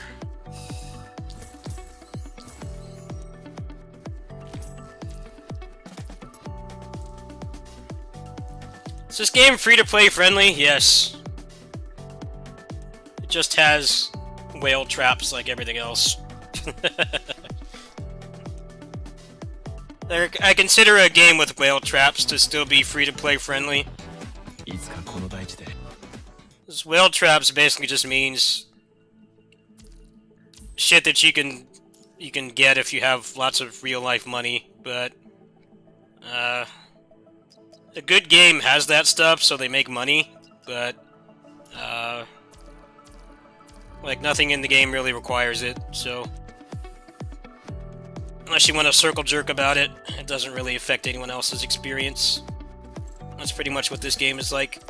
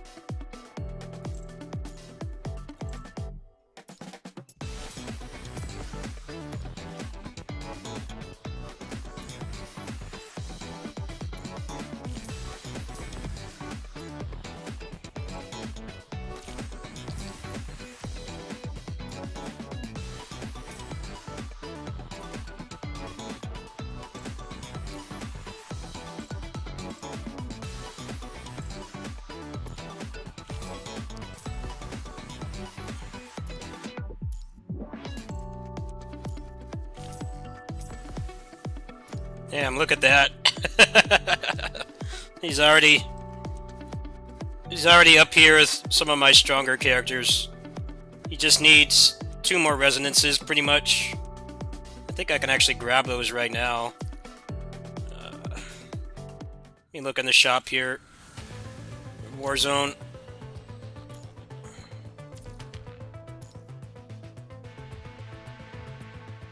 Oh, I can buy 2. I could only buy 1, actually. Well, that means I only need 1 more.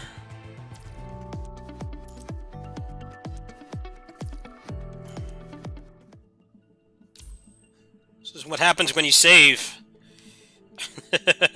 You save up, you just get all this shit for them right away. It's glorious. He definitely does kind of suck to play, but I'll look past it. He's a martial artist.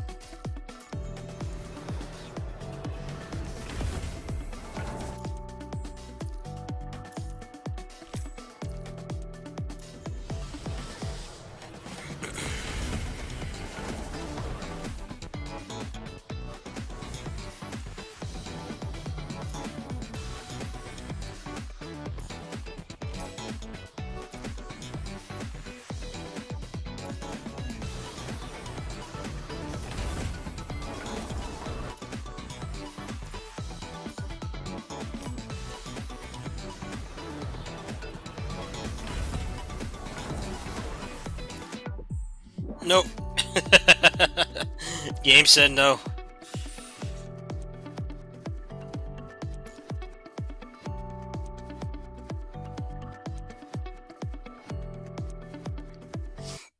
Let's try this new game. Let's see how this looks on the phone, on the monitor.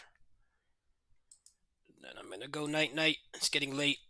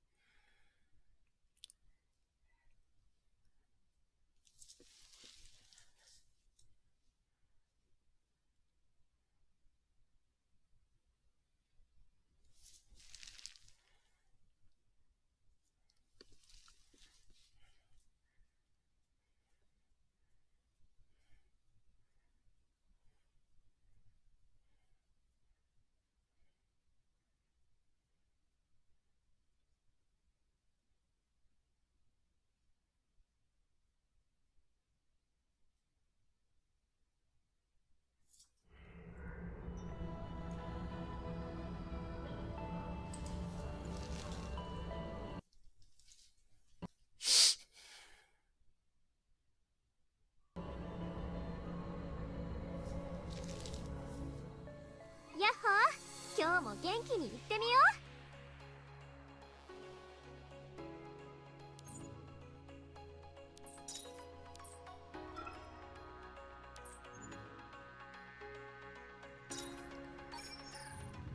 Yeah, Aether Gazer.「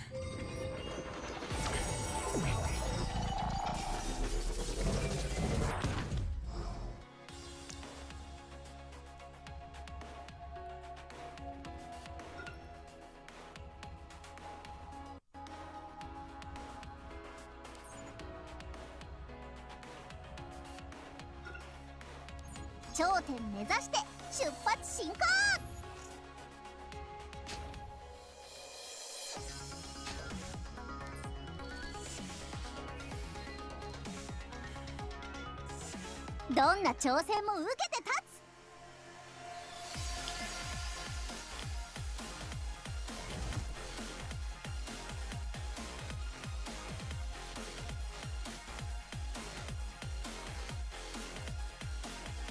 さあ思う存分やっちゃうよ。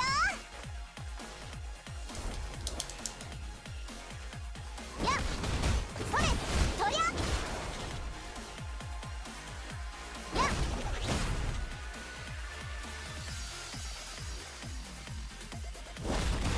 それせっやっくらえAye. せっやっとりゃ Yeah. 私の闘志が燃えてきた。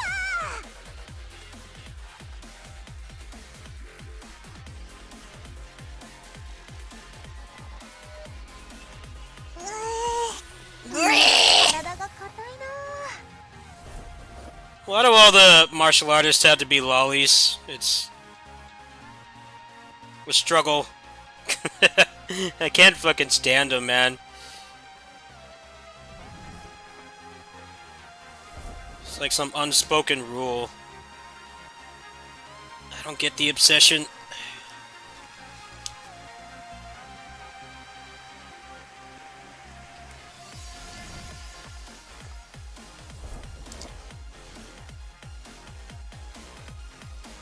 PGR is getting one too. The next martial artist in that game is a screaming lolly. まだ体が硬いな。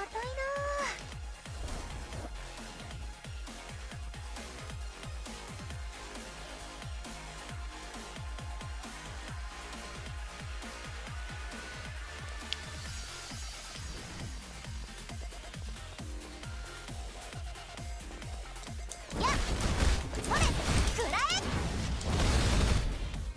やっさあ思う存分やっちゃうよ。それやっそれはあ捕まえた。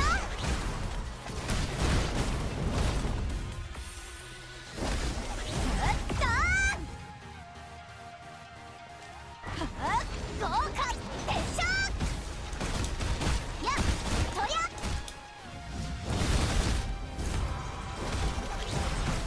せっやくらえせっや Also, it's a joke this game has no controller support. They're out of their fucking minds. How do you make a game like this and not have controller support? やっ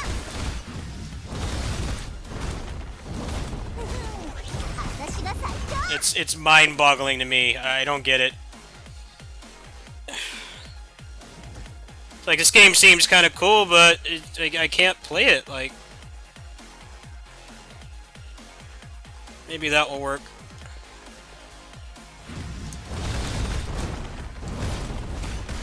それ私の闘志が燃えてきた。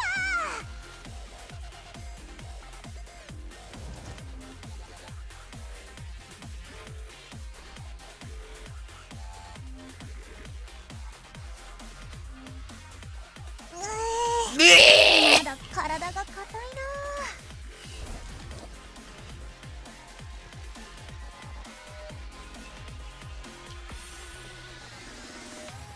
さあ思う存分やっちゃうよ。はあ捕まえた。やっそれうっとやっ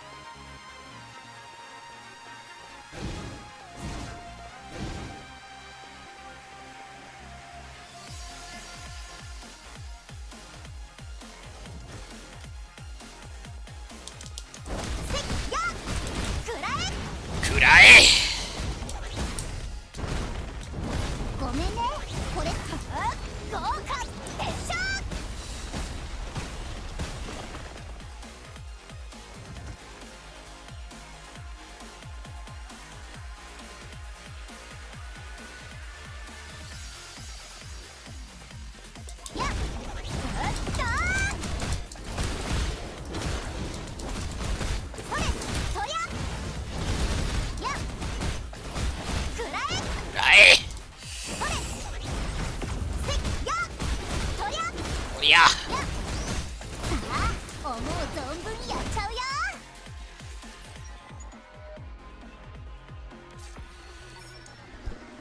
Well, Honkai Impact, I stopped playing because the monetization in that game is a real buzzkill. It's $100 for 10 pulls. Can you believe that? 10 loot boxes in that game is $100.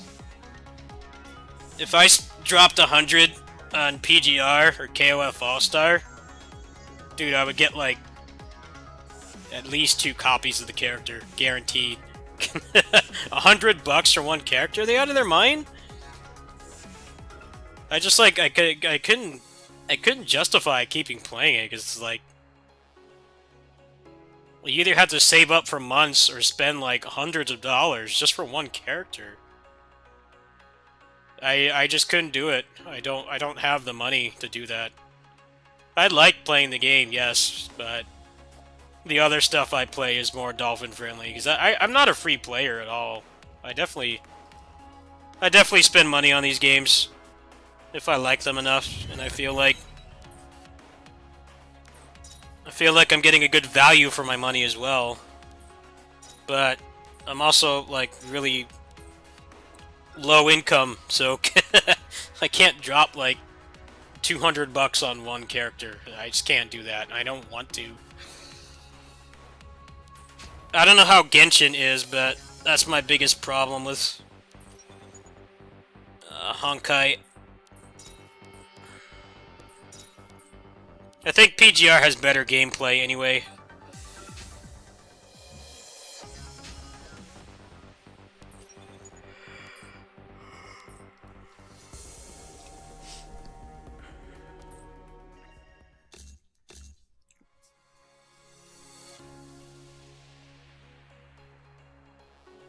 どんな挑戦も受けて立つ」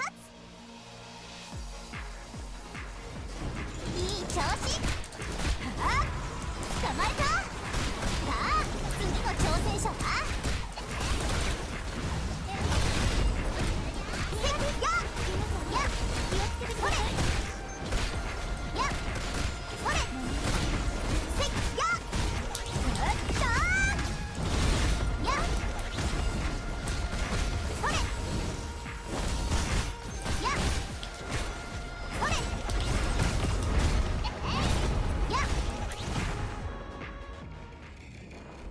They've always been greedy. the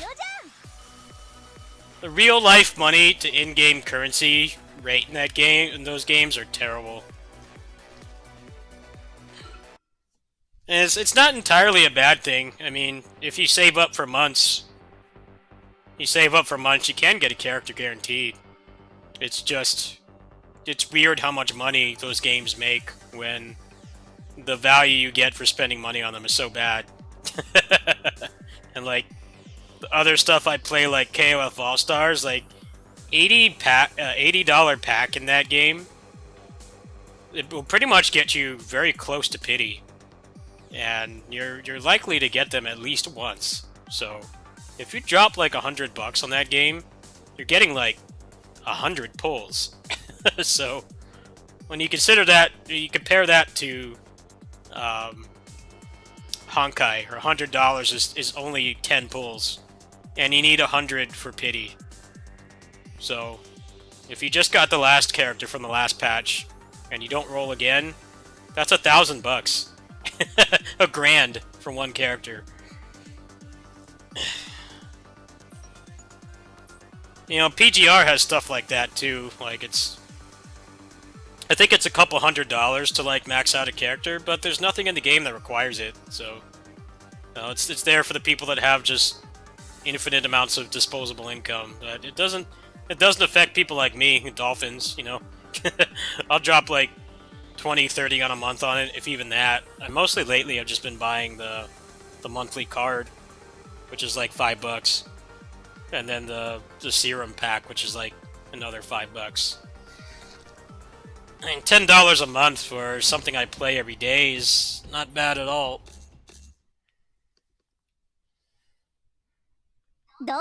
Gaming's in a weird spot right now. I think I think not playing video games is more expensive right now. Like, hot take. Watching movies and stuff on streaming services is more expensive than playing most video games, which is nuts because it didn't used to be that way. Back when it was just Netflix, I'd say yeah. If all you did for your like free time was watch movies, you could have Netflix and watch pretty much anything. But now there's like 30 streaming services, and they all have different popular things. It's really weird to me. I mean, unless you're like a whale on one of these games, I actually do think watching streaming services and subscribing to more of them every month is more expensive than video games. Because you're paying that shit monthly. Dude, there's Disney Plus, there's Netflix, Paramount Plus, Hulu, Discovery Plus. There's like too many. And they all want like $20 a month. Anybody that says video games is an expensive hobby, you kind of have to change that now. I think actually normies are paying more than the average gamer these days. Netflix used to be like way cheaper than video games, I guess, for like hobbies and stuff. But now everything has like one show most people want to watch, and they all want you to pay monthly. So that shit adds up. Like, I kind of don't feel bad about choice in hobbies. どんな挑戦も受けて立ついい調子 Apparently Netflix is losing subscribers for the first time. I've been reading about that. It's like, well, they don't have most of the stuff people want to watch, and they're canceling the stuff that people do want to watch.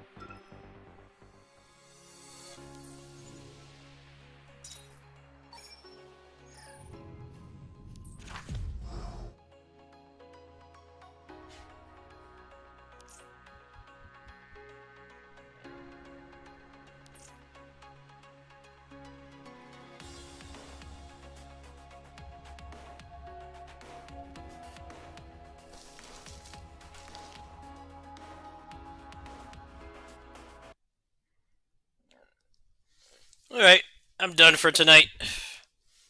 We'll play more of that later.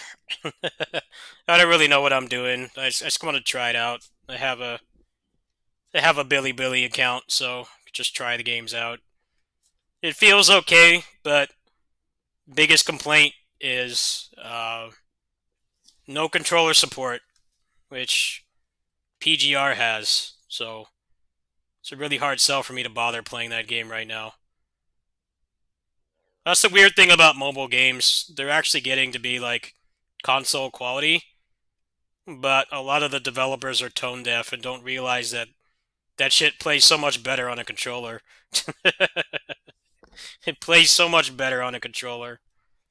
But they like to blue ball people. It's like, you know, these are games where people like get divorced and go homeless playing them, so I don't think it's really that crazy to ask them to buy a controller. You know, people are dropping like $2,000 on one character. Um, I think having controller support should be a given. Yeah, people get divorced and stuff over this shit. Like, some lolly comes out in Genshin and they spend like 10 grand, and then they can't pay rent and their wife leaves them and shit. Like, I think I think having controller support and like designing the games around it is like it should be a non-issue by this point. 'Cause if you can play, if you have a phone that can run any of these new games, especially stuff like Genshin, or you play service games and you spend money, even if you're a dolphin like me, you know, couple bucks a month, nothing crazy. Uh, we can expect people to buy a controller. I think that's a realistic expectation. I don't know. It's weird to me. It doesn't make any sense. Well, that's one of the things that drew me to PGR was that I just plug in my controller and play. Fuck the touchscreen. That game feels so much better on the controller to the point where it feels like it was designed with the controller in mind. The touchscreen is basically just there because it's a mobile game. That there's literally no reason to use it.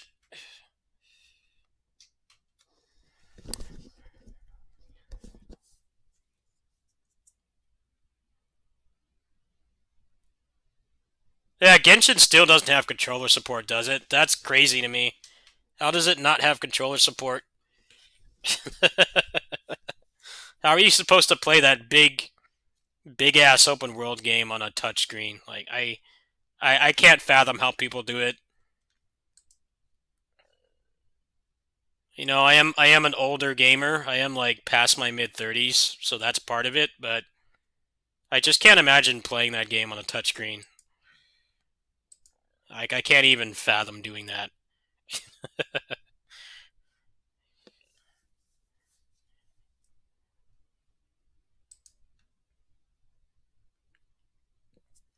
No, I meant the mobile version. The mobile version doesn't have controller support as far as I know. Only the console one does, which is pretty dumb.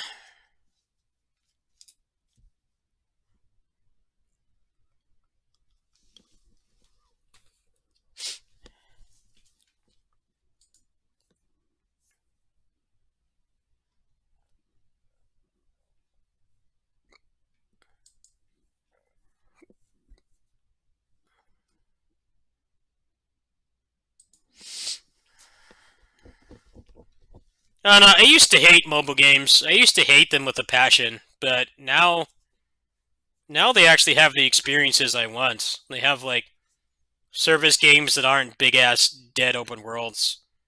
Like I just get plopped in an instance and I just kill shit and I grind and I get stronger. And like that's the kind of MMOs I've been playing for ages. Like almost 20 years.